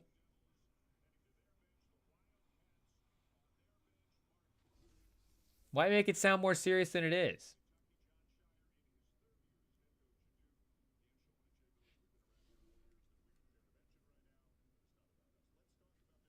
Achilles tendonitis? Oh, chat. Tough news for Trae Young. You always hate to hear about the tendonitis. I mean, Kyrie had the tendonitis. And I think the man's had some good games since that diagnosis, but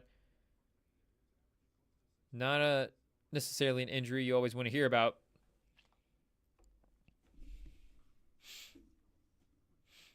But regardless, against this Celtics team, the length and that defensive backcourt as well, too. And, Trae Young, of course, is can be a great offensive player in his own right. But a stacked class here for the Duke Blue Devils all the way around. John Shire. Coach K passing on the dark magic to John Shire. Teaching him how to do it. The recruiting classes stay the same. Con? Whoa. Con Canoopel? Who is this white kid for Duke? Con Canoopel. I know every year they somehow get a more and more Duke player, but this might be the too extreme. Like, this is actually disgusting. This guy should not be allowed to play for Duke. He should have to transfer. They actually need to a diversity transfer away this guy from the team. Get him out of there. He's too white. Con Canoopel.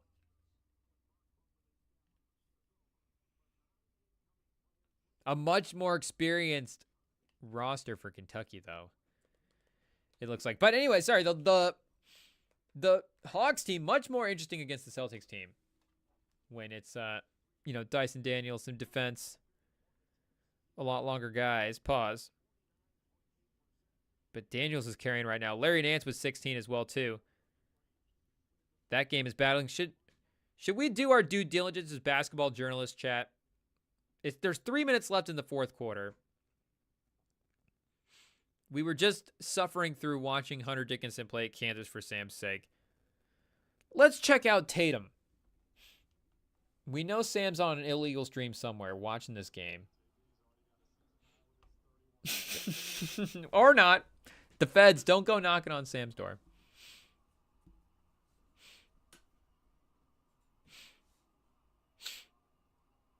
Brown at the free throw line, and the Hawks have cut it to 1. Sam is not the CEO of Stream East. He did not found it in his basement. I was not there when he wrote the formula for Stream East on the door window. That's not Sam, the feds. You're not going to find him. Now, a stark contrast from the Sixers court. I mean, this court is bright. It's green. It's got a white checker pattern thing going. It hurts my eyes, chat. They might as well be playing on turf. I'd rather watch them dribble the ball on turf.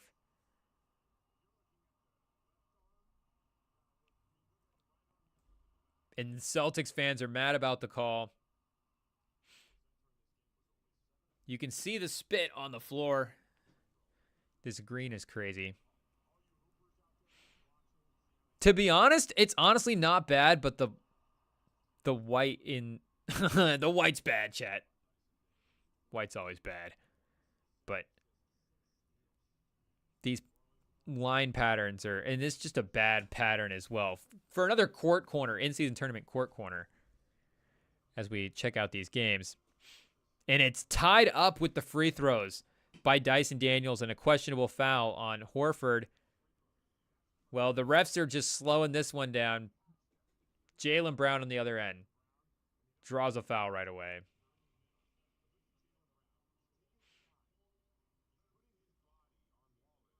And is that the Wallace twin that we don't know is actually a Case and Wallace twin?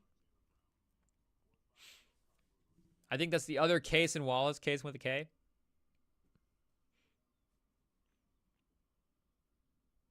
And where's Recherche? Recherche not in the lineup for the last 2:34. Did he foul out? Because he started. But apparently couldn't finish. Recherche, 2 fouls, and he's plus 12 for the game? Am I blind, chat?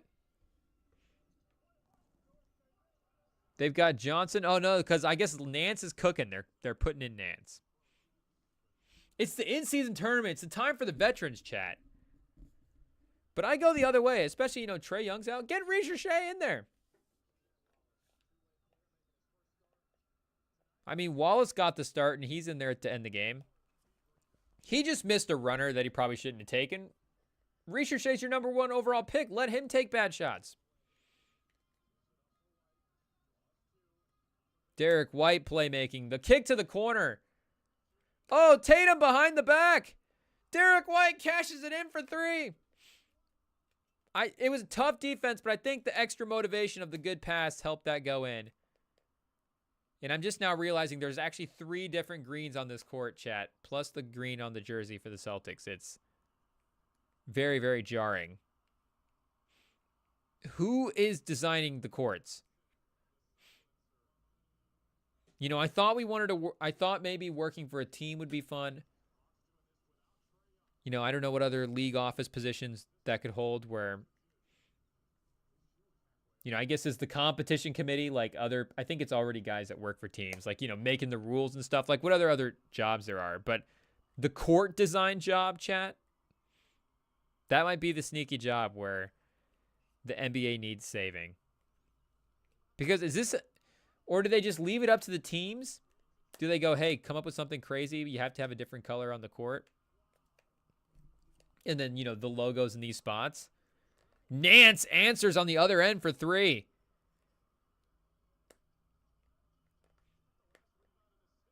He's giving you the shooting of Ricochet. The dunking of Ricochet.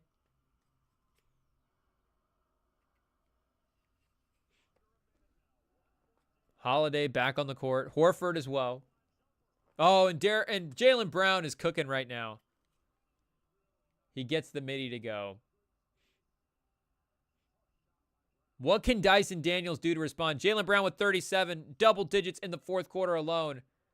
It's Wallace again getting back to that little floater, which, like we say, he missed the other one earlier, but it was a good shot. And he just tapped it off the back of the rim. That time he gets it to go. And now the defense on Wallace, but Jalen Johnson cannot contain Jaylen Brown right now. Oh, and Tatum wide open in the corner for 3. The rim! It rimmed out. The Celtics are up by 1. That would have put him up by 2 shots with less than 20 seconds left, but it rims out, and now Jalen Johnson on the wing has a chance, and they call a timeout with 12 seconds left. Wow, chat, that went from the Celtics win the game to now the Hawks have the last shot. The bent rims, and it's a home game. Oh, that's a vicious rim out, chat.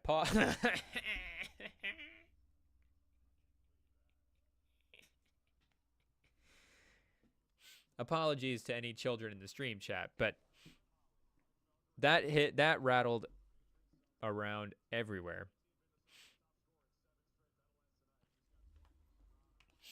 And Quinn Snyder, after seeing Jalen Johnson dribble around on the wing, he's like, we're gonna have to set this one up. Can they activate Trae Young? Now would be the time.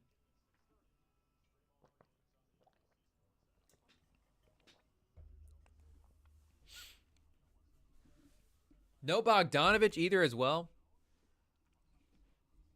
So you know the shot making that you lose with Trae Young. Bogdanovich would be willing to. He goes, I'll step up. I volunteer as Tribune. Do we get Ricochet out here for the last possession? I guess you need a big out there for the rebounding. But maybe you play Nance at center. Let's get Nance at center and Ricochet out there at the 4, 5, or Johnson at the 4. Johnson at the 5. Nance at the 4. Ricochet at the 3. They're running a Kongwu, Nance, and Johnson. And that is nice as well, too, if Nance is giving you that 3-point shooting. The inbound goes to Daniels. I don't really know what the play is.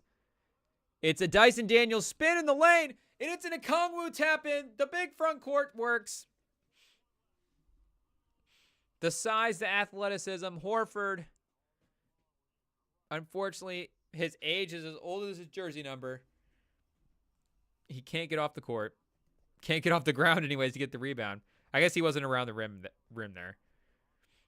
Jaylen Brown giving up the rebound for Nance. Dyson Daniels in there as well.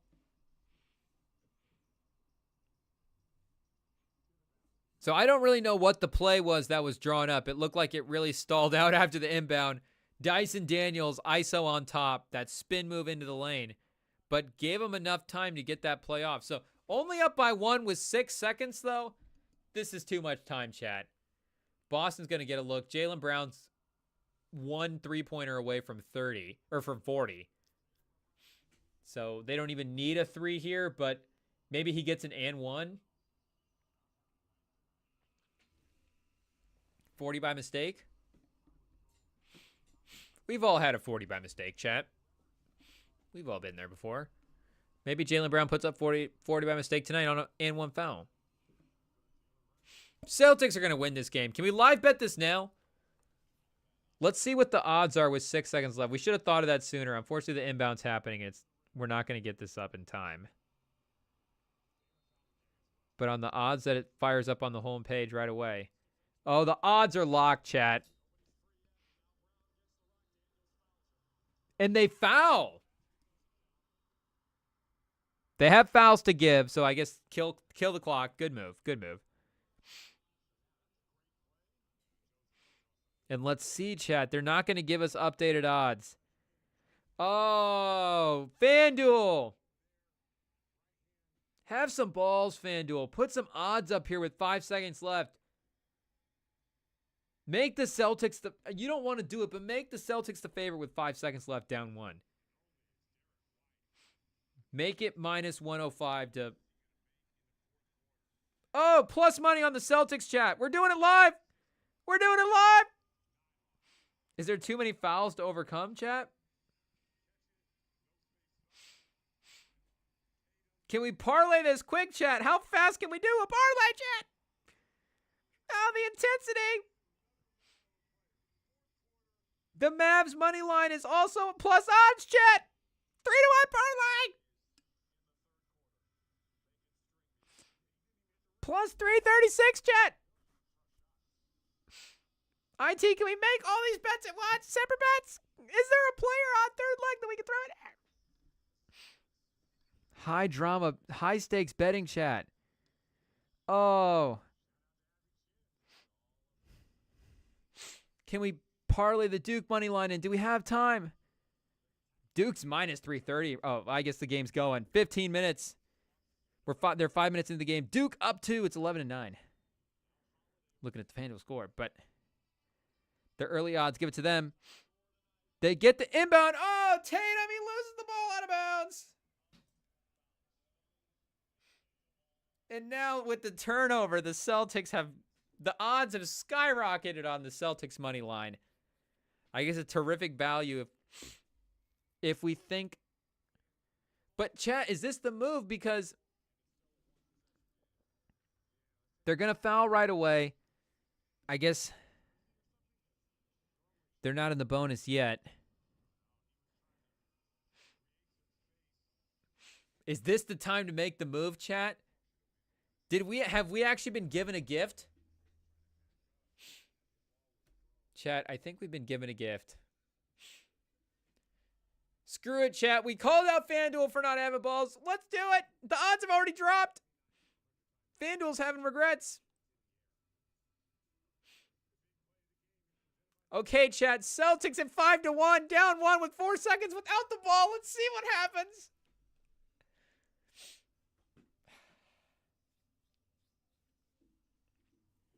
Will we win our very, very small amount of money? It's not even about the win. It's just like, can we bet as little as possible and just win on principle the matter?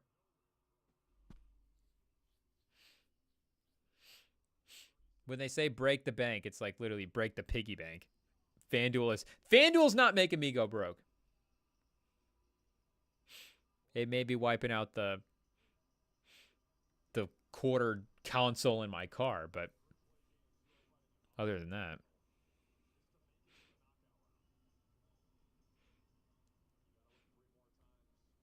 Can they get the ghost of Havlicek against Atlanta to steal the ball in an in-season tournament? Will the ghost activate? Oh, Brown, he did. Oh, Chet. Brown got a hand on it. Pause. And the Celtics just got the ball, Chet. Jaylen Brown just stole the inbound with 3.7.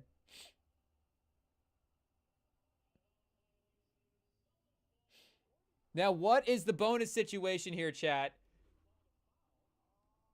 They're going to get a shot. They're going to get a shot, chat. We should have put the bet. We should have put the rent on it. 5-1, we could have had groceries. Quinn Snyder, the only coach going polo with the compression long sleeve underneath. White to Jaylen Brown. Jaylen Brown, he gets a good look. Oh, he missed it, chat. He missed it. He got a look.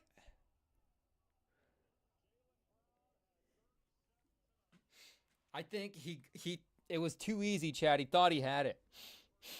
It was kind of a bad miss. It was good defense. Forced him to hang in the air a little bit. And Atlanta takes the first in-season tournament win in the group play. Over Boston, no Trae Young. With the Achilles tendonitis, chat. And Jalen Johnson, he makes the one defensive stop that counts. And it was a Okongwu from the backside. Pause. A Okongwu came flying in. Jaylen Brown didn't see it until the last second. I think he kind of looked over, paused, hung in the air for a second. Wow, chat. Let's see if we can get a quarter by quarter here of what happened. Celtics going into the half were up double digits. You know they were winning big in this game at some point against Atlanta, and Atlanta made the comeback. Jalen Johnson with the second career triple-double. Wow, Sam. Will Sam just get another impromptu video from the Jalen Johnson performance? If anything was going to make Sam happy about Jason Tatum losing a game, it would be to a Jalen Johnson triple-double. Is that the all-Sam team? Do we need to keep track, IT? We just need to have like a secret list of the guys that we know that Sam keeps bringing up all the time. His guys are Jason Tatum, Jalen Johnson. If we were doing a fantasy draft of all 32 teams, now Sam would have to get a pick, or all 30 teams. Sorry, it's not the NFL, NBA. All 30 teams. Sam would obviously have to get, like a top 7 or 8 pick to get Tatum. But then getting Tatum in the first round and looping all the way back around. If it's serpentine, which I guess if we're doing a redraft, it would be serpentine, I think, if it's a redraft, chat. Because if it's a normal draft, if you're redrafting all the talent in the league, I think you got to snake that. But if you're looping back around the other end, I guess even if you're not, chat, if you're drafting at 8 and then coming back to the other side and drafting at 38, I mean, Sam might just have Jalen Johnson number 2 on his board either way, and Sam's team is going to start with the cornerstones of the Jason and Jalen. But wow, dramatic finish in Boston. So let's catch back up with what's going on in Philly. Okay, but not before a quick detour to the Duke Blue Devils. Down 7 versus Kentucky. Kentucky on a little 10-2 run. We checked that score at 9-11. And now 13-19. Cooper Flagg at the free throw line. Something told me we had to tune in now. It was IT that said Cooper Flagg was at the free throw line. Gets the first to go. Cuts it back to 5. Cooper Flagg, he's never missed a shot when we watched him play. He's 1 for 1. Early GOAT talk for Cooper Flagg. What is he, like 6'9", chat? He was looking tall next to some of the Team USA guys. But also, I think Bam is like a sneaky, like 6'8". I don't know. Bam is definitely a little shorter than you would think for a center. But Brea transfer for Kentucky from Dayton a bit of a three-point shooter. And Brea is not not hitting early. Throwing up the air ball on that shot. This is the State Farm Champions Classic. This isn't Dayton anymore. Kobe Brea. Oh, he's 10 for 13 on the season. Was he 10 for 12 on the season going into that shot? Wow, he deserves an air ball there. That's a crazy start. Good for him. Cooper Flagg, speaking of crazy starts, 3 for 4. Duke cut it back to 2. In the defense, prowling the paint. The defense, because Duke's also got a center here as well, too. So between this kid and Cooper Flagg, and right away the center, with the length, good post defense, as the Kentucky big tries to take him off the dribble down low.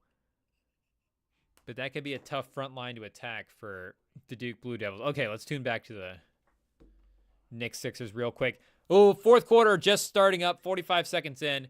Sixers still down 3. And they've just turned the ball over. Oh, no, Embiid with the goaltend on the block.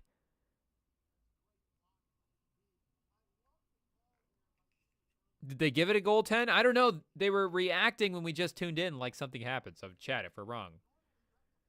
Sorry, but Towns with the 3. Oh, Towns. He's cooling off a little bit. He didn't get that one to go. Embiid's going to take a 3 right back to respond. He's got him sized up. Embiid's only screening tonight. He just rescreened right away. He was running a 2-man game with Jared McCain, and he just kept rescreening for Jared McCain. Embiid, take the ball and score. Anunoby on the other end responds with the dunk. I mean, Embiid, where else do you think you're going to get your offense from? I guess, first game back, work your way in. It is what it is. But still, for tonight, Embiid, we're trying to win the game. It's the NBA Cup here. Yabusele's going to have to take it into his own hands for 3. We're not in France anymore, Yabusele.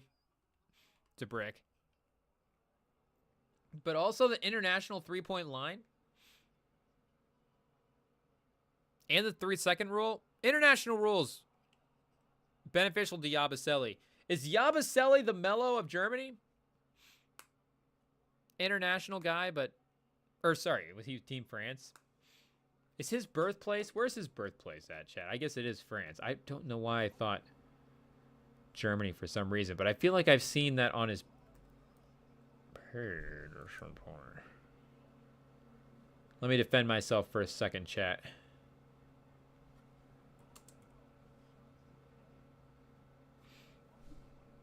Let's see what it is here, chat.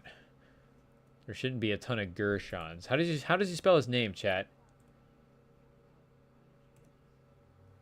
Yabusele?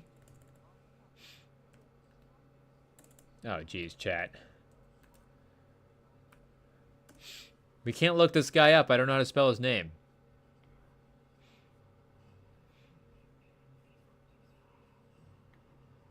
Basketball Reference does not autocorrect if you type in a player's name wrong. Birth, France. That's an L for me. I don't know why I blurted out Germany.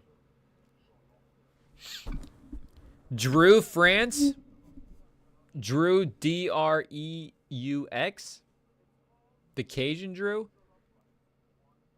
The birthplace of the Dancing Bear, according to Basketball Reference, chat. That's what's written on Basketball Reference as his nickname. An interesting nickname for a guy, Yabusele.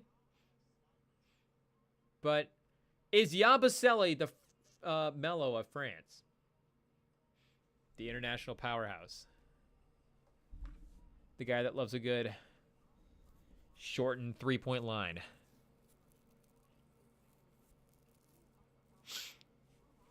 Commercial break, chat. Any commercial break was a chance. to see the rest of this Kentucky Duke game. Oh, the Cooper Flagg highlight package this early. Catching us back up. A little midi, a little drive to the basket. The versatility, chat. Taking guys off the dribble, though, as well, too. He does have a good ability to fit into the team dynamic, but his individual shots, I mean, he is quick into getting his shots. I mean, there's really, you know, Cooper Flagg's pretty good, but there is a little bit of a dribble count for him.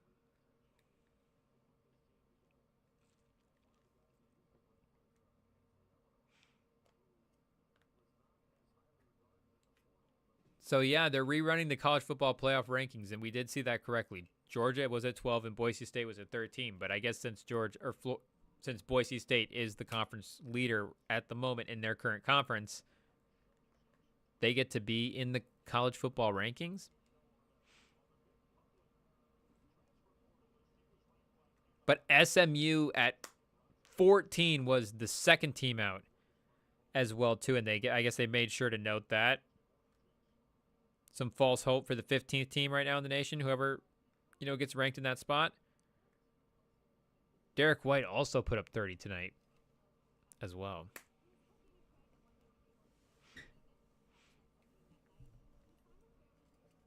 So are these all transfers for Kentucky? Is that the difference? Duke's new guys are freshmen. Kentucky's guys are transfers.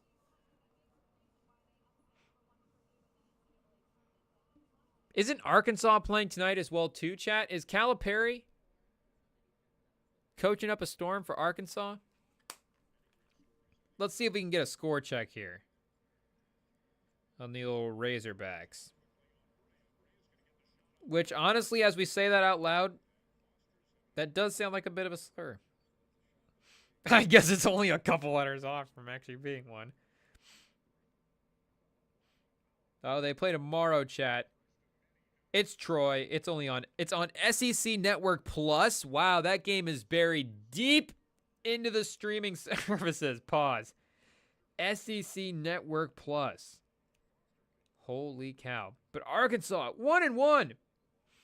The Calipari rebuild apparently is going to take some time. And Mark Pope at 2-0.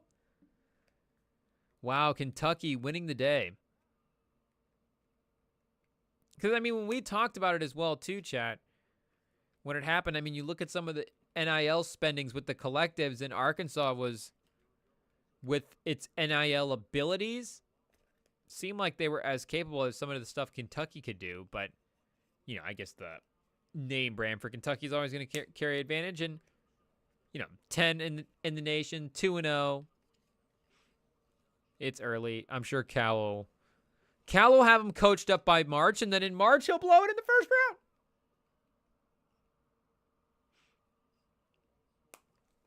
Offensive foul on Kentucky. You hate to see it. It's going to force us back into Sixers versus Knicks. No, it's not, chat. We've missed that stretch of action. Another dead ball. Back to Cooper. Back to Cooper Flagg. The live whip around, chat. It is what it is. Have we ever been rejected from a game like that, chat? I don't know if that's happened yet. Our first game rejection. Are we not spitting enough game anymore, chat? What's happening? Sixers Knicks does not want to be watched right now. Back in commercial break. I guess if we have to go back to Cooper Flagg, sometimes it's okay, chat.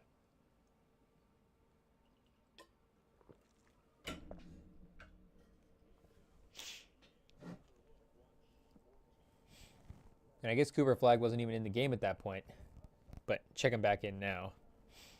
Just under 10 minutes left as Kentucky splits the free throws there, 1-1. Back up 3. So here we go. Off the ball with the pin down baseline. And now kind of drifting over corner, now up to the wing as they drive down to the lane. Rotates back out into the wing. So using him off the ball, of course. in a lot of these games as well too, like we saw, well, I guess the 2 games that they played, I think have been pretty big victories. So there hasn't necessarily been like a how does Cooper Flagg take over the offense in a late game situation. So this might be it, chat. This might be the one where we actually get to see what happens, how he delegates. Do they keep using him off the ball and hunt his shot that way still? Because again, this team is talented all the way around. He's in the corner right now for 3. Didn't get that one to drop, but not a bad miss.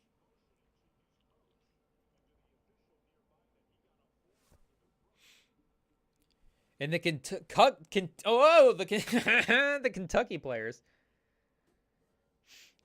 are complaining about shots to the head right now. Pause. I guess any Kentucky guy would.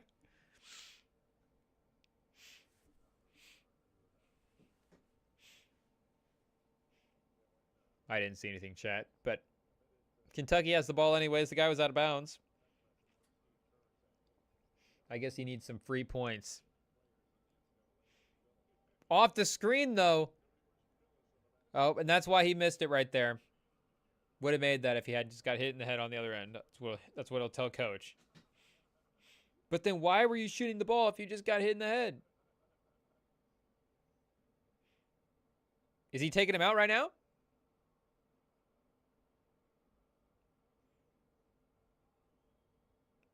The coach just very aggressively signaled somebody to go to the sideline, but they're waiting to... Oh, Con Knuppel is back, and he's holding up the free throw routine right now.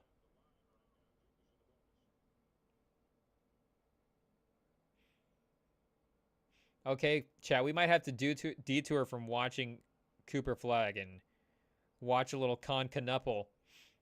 He's locked in. He's in a defensive stance, hustling, fighting over the screen, sticking with the ball handler. Not bad, but I don't know if this Kerr kid on the other end is going to be a high-level NBA draft prospect based on his speed. So maybe you'd expect Con Knuppel to hang with him, but still going step for step. Always good defense. You can only guard the player in front of you.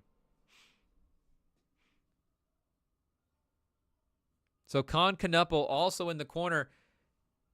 And definitely, much more of a ball handler than Flagg, though they dump it into the post now. And on the double, he gets the foul. So he already has a respectful whistle, chat. Cooper Flagg gets the call. And we're doing the Jason Tatum, Jalen Johnson giving that treatment to Cooper Flagg right now because we're not paying attention to this Sixers-Knicks game. The Knicks, though, starting to pull away, up by 12. We missed the most important stretch of basketball, chat. We'll have to go back and watch the fourth quarter. Unfortunately, Cooper Flagg was distracting us, but Anunoby slams it down. It might be back to Cooper Flagg in a second here, chat. We might have to break up with this game. Anunoby up to 22, 10 of 15 for the night. The efficiency making up for Jalen Brunson on the other end. And Embiid finally decides to get involved, taking a shot. The 3. It's not going to happen there. I mean, is that his first shot of the...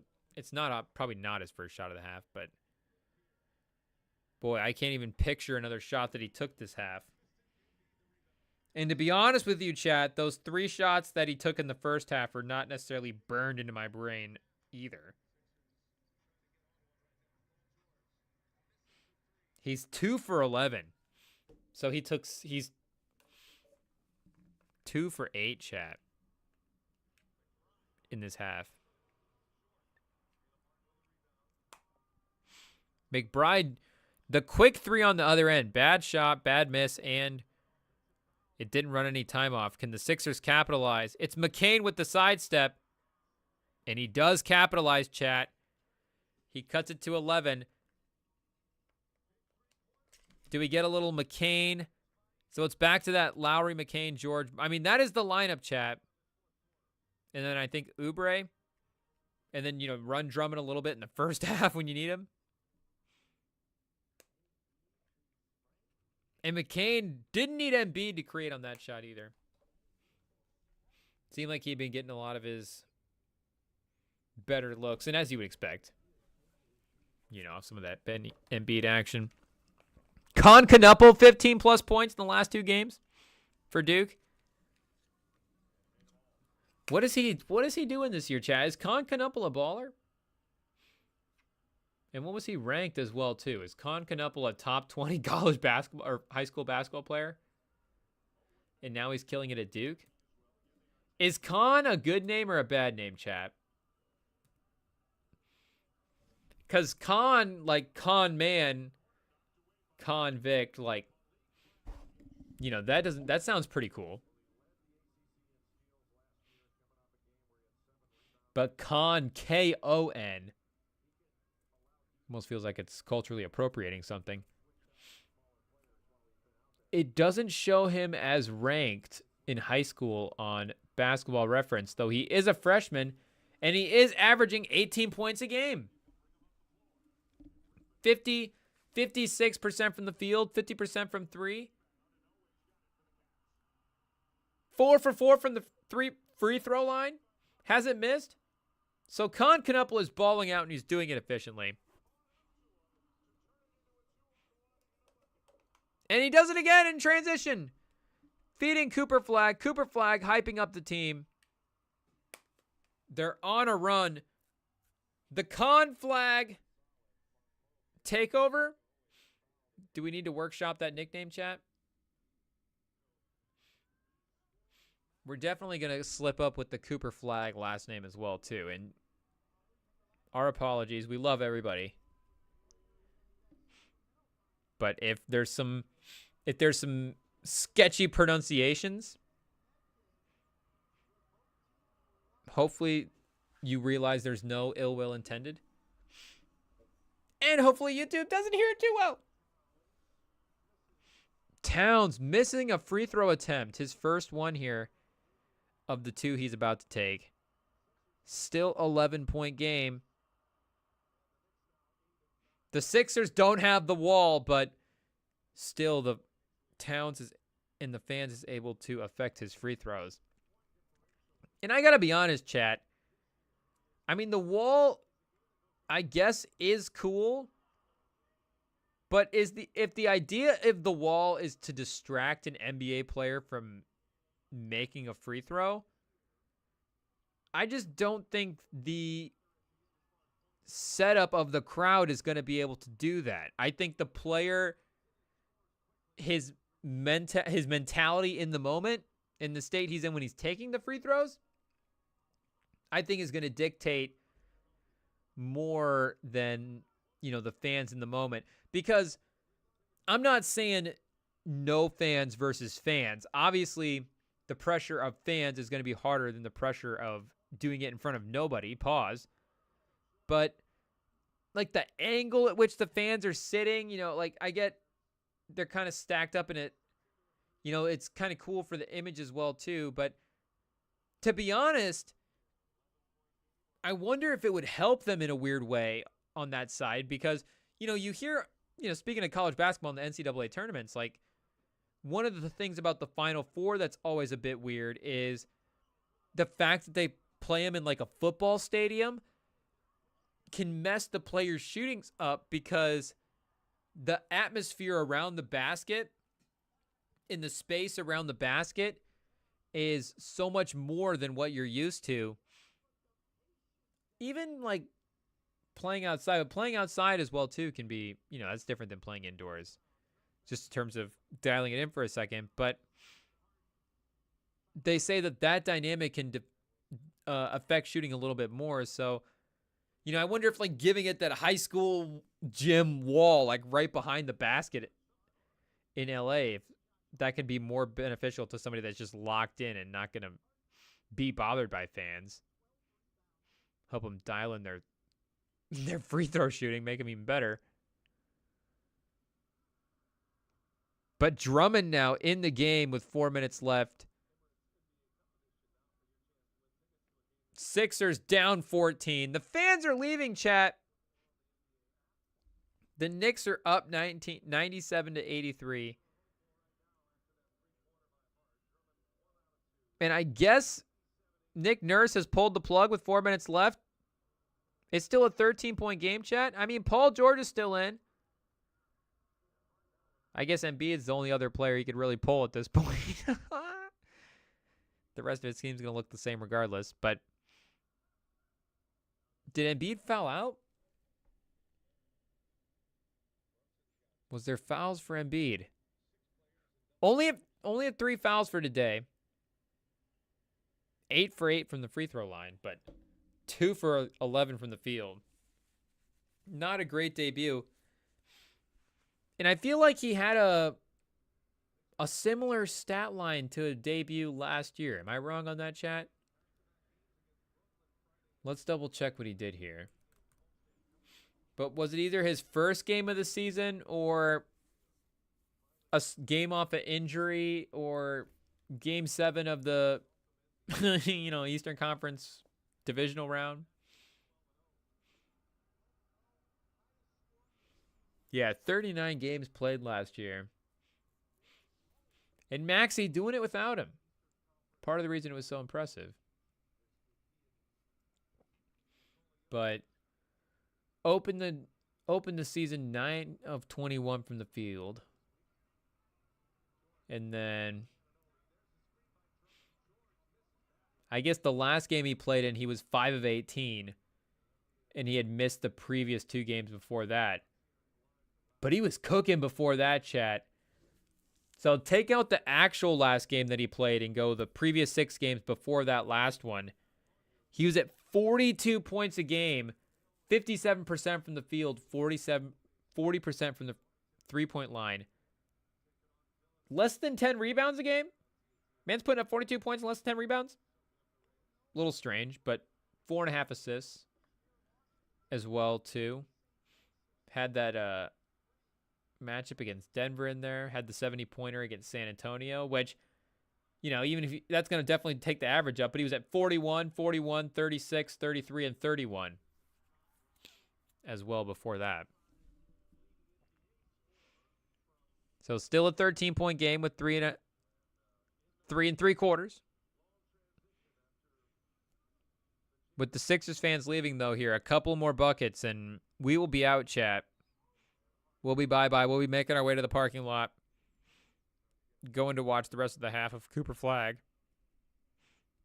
Can we jog over real quick? Where are they playing this State Farm Classic at, chat? Is the city on the court? We'll go back. We'll pay attention. The Knicks are going to get an inbound opportunity here. Bridges is the inbounder. Bridges, who was cooking a little bit early at 3 for 4, tonight is 7 of 13 from the field, 0 for 2 from 3, so Bridges has still not found his stroke from deep. But the field goal percentage being up is definitely an encouraging sign going forward. On the season so far, and that's for total points for Bridges tonight, 14 points, 4 rebounds, 3 assists. But he is 31% from 3 right now. And he has not been up and down, chat. He's been pretty consistently in that range. He was 3 for 6 versus Detroit. They put up 128 and they beat him by 30, so everybody was cooking in that game, like we mentioned. But other than that, he was 2 for 3 in the second game of the season against Indiana, and those are the only 2 games in which he's had over 40% from 3. So in 2 out of 9 games, he's been under 37% from 3. He's been pretty consistently in that low range. So we're going to need to see, obviously, some more consistency from our guy, Mikal Bridges. But he was at 46% from the field as well, too. So like we're saying, any of the shot making going up is a plus. Towns for 3. Not able to get to go, but at 2:20 left here, Paul George was about to take one that was too quick. Oubre will do it. Oh, it's good for Oubre, though. Cut it to 9. 2-10. Or, sorry, McCain. You see the floppy hairdo. I see hairdo. I think Kelly Oubre. It's going to go under 2 minutes here. Okay, chat. We're not really tightening because of the chili or the score, to be honest. I guess the score is not quite in clenching territory. We're doing okay. No chili poop kicked in, I think, this entire stream. So, shout out. Shout out to the Mama Morrow for making it. A dear saint. Towns with 17 on the night. 13 and 6. So the scoring not there for Towns as it has been in the past games. Still good. But still hustling out there. And 6 assists as well, too. Whoa, with the little behind the back pass. Little over the head flip to Bridges on the back cut.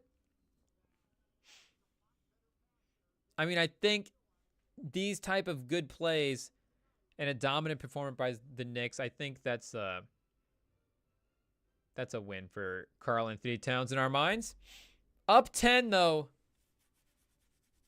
with less than 2 minutes left. It's still in we have to keep paying attention to it range, but probably for nothing.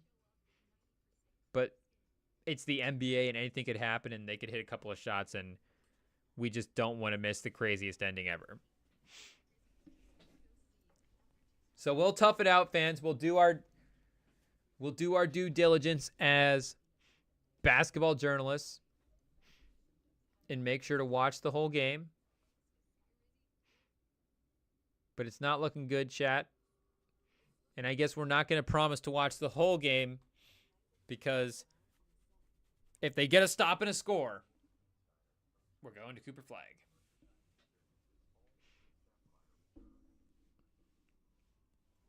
Mavs Warriors up next. Klay Thompson returning to Golden State. It's happening, and it's happening early, chat. And Golden State with the beautiful, lovely, absolutely pleasant to look at gray court. It's perfect, chat. It's not perfect because they're doing these weird circle patterns going around. It's just, I don't know, chat. It's everybody's messed up right now, chat. But Klay Thompson back in the Bay. Did they get Sam a sweep for this game? The newly engaged Golden State, hook him up with some tickets. Let the man stunt for his lady a little bit. Town with the free throw, 11 points. A minute 54. McCain's going to get the inbound and initiate. Right to Lowry. Back to George. George. He's thrown some questionable passes. That was another one. And Lowry swings it down low. Josh Hart knocked it out of Drummond's hands. And Thibodeau is going to review this because Josh Hart is very, very adamant that they should. And up 11 with a minute 42. I mean, he can definitely afford it. In the State Farm Classic, being played at State Farm Arena, of course, as you would expect.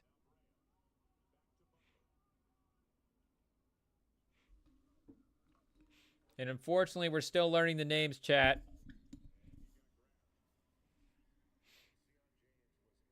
Gillis? There's a Gillis, chat?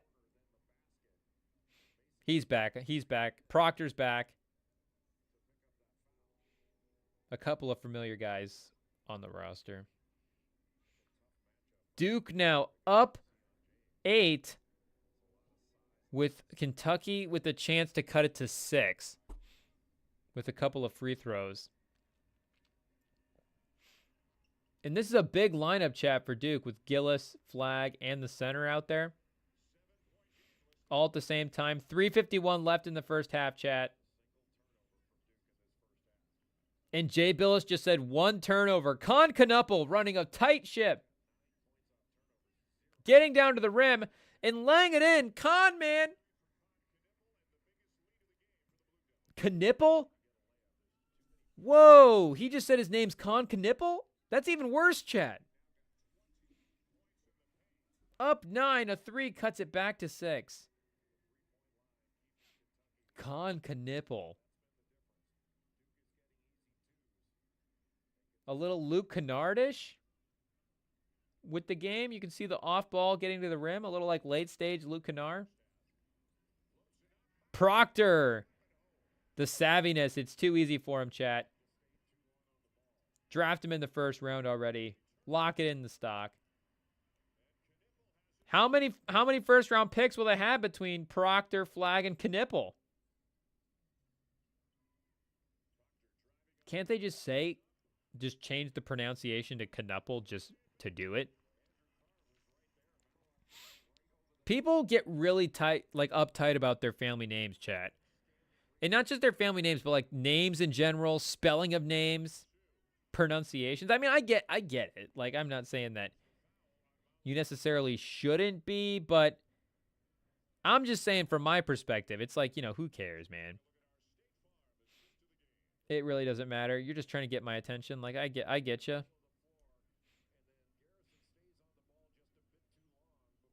So if I was born into the Knipple family,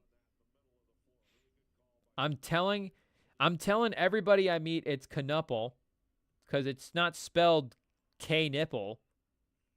It's spelled Kuepuel. It's spelled weird. So they're clearly just forcing the Knipple out of it. They're like, the Knipple name goes back many years. We're never going to change it. It's been pronounced Knipple our whole lives, dating back to all of our great-grandparents, and we're not going to be the ones to mess up the family heritage. And I'd be like, fellas, I've been telling the ladies all along, it's Knuple. See, and then you slip up and say Knipple one time, and they're going to make fun of you. Which I guess, not the worst thing in the world, but then you're going to be Con Knipple anyways. But I guess the point would just be to jumpstart the Knuple pronunciation and get that going down generations.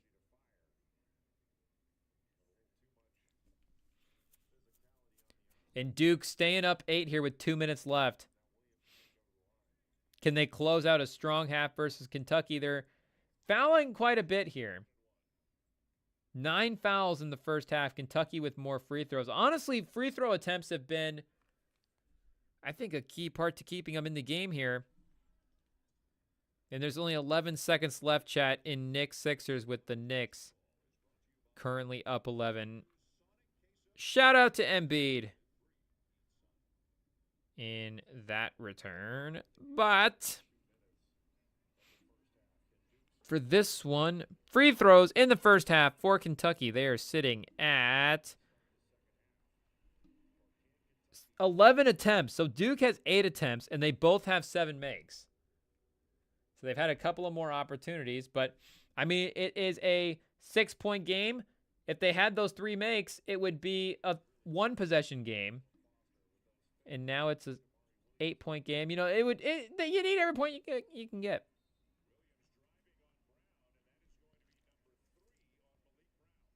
Another foul. And now they're in the bonus plus. I think the bonus plus is more well known than SEC Network plus. Plus bonus. Bonus plus.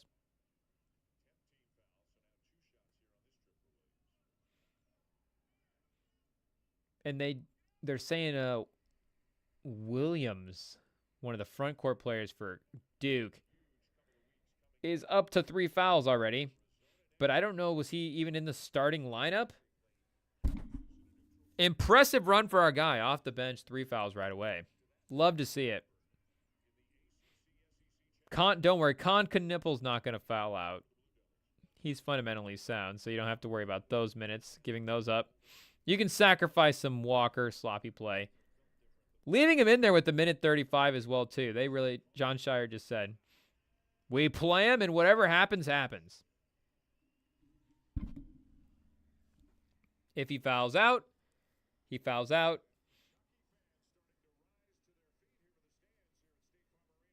Six turnovers as well, too, for Kentucky. So missing extra free throws, turning the ball over. Make no surprise. They're down 7. The 3 not able to go. They've had a couple of those long 3 off a kind of a double little screen. But it's not a guy like whipping around the, turning the corner. It's kind of like backing up in the 2 guys with like a shield effect almost. But that's weird now because the shooter is then going backwards when he's pulling up into the jump shot. And, you know, having a little maybe drift backwards in the shoulders kind of, shout out, there was an old channel we used to watch that always talked about the sway. The turn and sway, where you turn the hips and then you kind of like just sway the feet forward a little bit, bring the shoulders back, kind of relax into the jumper.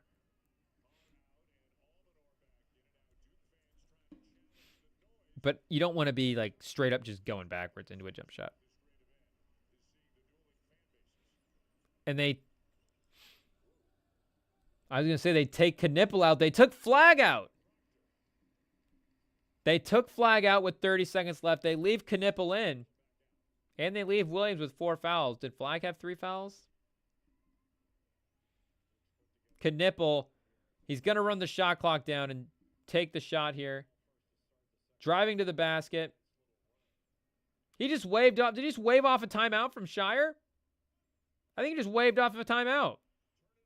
Oh, and he turned it over. Knipple with the Knip slip. And right away, Kentucky committing its 7th turnover of the half. Mark Pope, he's fired up. I see a lot of the coach Cal in him. Turning the ball over.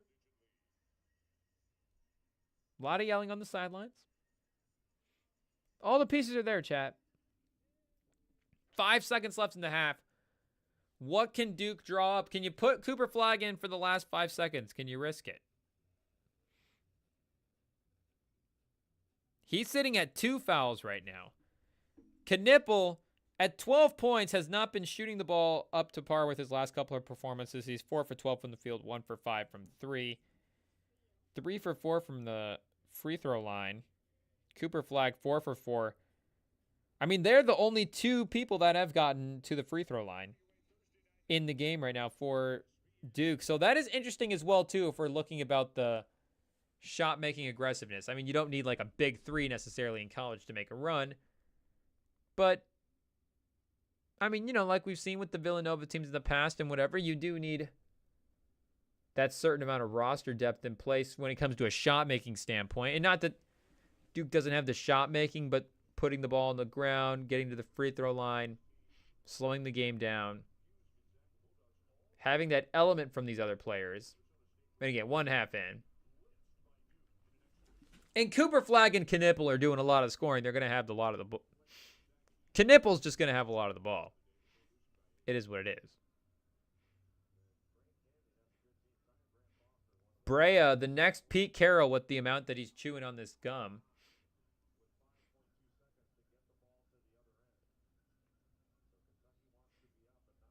They're running a screen pass. They just set up for a wide receiver screen on the inbound. Oh, swatted away to end the half. Kentucky finally making a good play. Keeping it within single digits. Down 9. Fun stuff from our guy, Cooper Flagg. So we've hit halftime in the Cooper Flagg game. Klay Thompson about to take off. In a real, I would say, you know, emotions have to be all over the place for Klay Thompson. For Rocco back in the Bay. Is Rocco still with us? What, assuming, you know, the tribute they just posted for Ben Herbstreit, if Rocco goes down, I mean, Rocco might get a full-on TV ad. But shout out to Ben Herbstreit, by the way. Shout out to the Herbstreit family for their loss. It's not even, you know, It's a serious matter, people. We all loved the good old dog, Ben Herbstreit. But unfortunately, as time is coming, I think, from my understanding, I'm not as knowledgeable on the, it seemed like Ben Herbstreit had some real diehard fans out there. But, it seemed like he had lived a good life. So, it was, a little Quincy Jones, where it's like, who was it that said, was it Van Lathan that said, there are some people that, you hit a certain age and it's a tip of the cap. It really is. It's like a celebration. Quincy Jones, the man is 91. You've done it, Quincy Jones. You've lived the life. And, I mean, boy, did the man live the life. Not to do the Quincy Jones Tribune, like a month too late, but, Ben Herbstreit, the dog, it's like, you lived the full life, buddy. Hopefully it wasn't too bad at the end there. But hopefully I'm not wrong either. Hopefully the man wasn't just like a 3 or 4 year old puppy or whatever. But what's the lifespan on retrievers? I don't know. We're not as knowledgeable on dogs as some people. Duke outscoring Kentucky by 22 points in the paint in the second half, getting aggressive, and then both of them getting the same amount of free throw makes as well too, even though Duke has been a little bit more careless with the fouls. John Shire looks very comfortable, very relaxed, very happy. He must be knowing that he's got the transcending Cooper Flagg. But the chili is wearing off, people. It's bulking season. Time to get back in there. Get another bowl. You just, I don't know. You eat till you fart, and then with the chili anyways, and then you just fart out all the extra calories and then go back in for some more. It's bulking season, people. You got to do what you can. But we'll be back this week, chugging along. More in-season tournament action. Like we said, Wemby versus Davis, people. It's going to be a high-flying action. Some literal high-flying action with a couple of the best bigs in the NBA battling out. LeBron, will they recall Bronny from the G League just for the in-season tournament? You'll have to tune in on Friday to the next stream to find out. And we'll be hanging out. Maybe there'll be some NFL picks. Maybe there'll be some news to talk about. We just don't know, people. It's just a fun time. And you'll just have to be there to see what happens. But, if you miss it, the streams are all logged, of course, here on the YouTube. Subscribe if you guys haven't. The iTunes and the Spotify should be up to date within the next couple of days as we get some of the IT stuff re-going that we lost a little bit ago. But we'll be back square. We'll be back fair. And we will be better than ever. So stay tuned across all the social platforms at Rem and Sam Podcast, as we continue to chug along through the NBA, the NFL, and the rest of the sports season. The rest of the year here as well, too, as we hit the holiday season. Thanksgiving right around the corner. 2025, it's closer than you'd think. Once you actually look up and realize, once you look up from the score of the Cooper Flagg game and look at the calendar, you realize, hey, wait a second. 2024, we've almost made it the whole year. And now that the election's passed, I don't know if that makes people a little more or less nervous. But, and, I'm not even talking about the results. I'm just talking about, it's not even, the results are one thing, but having results is one thing as well, too. And there's a different kind of anxiety across the nation when just nobody knows what's going to happen. And, we're counting down those last minutes. It was really tense this year, people. I'm not going to lie. I feel like it was, and maybe tense is not the right word, but I feel like you could really feel the voting day in the air. Like, okay, what is actually going to happen? Because we knew what all the scenarios were going to be, and it felt like all the scenarios were realistic. You could have said anything. You could have been like, Kamala's going to win, and she's going to destroy. Trump's going to win, and it's going to be close.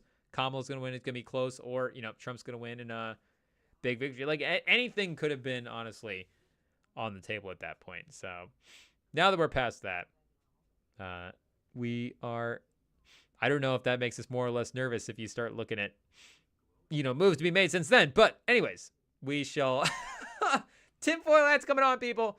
I think it's time for us to log off. So like I said, stay tuned. We'll be back.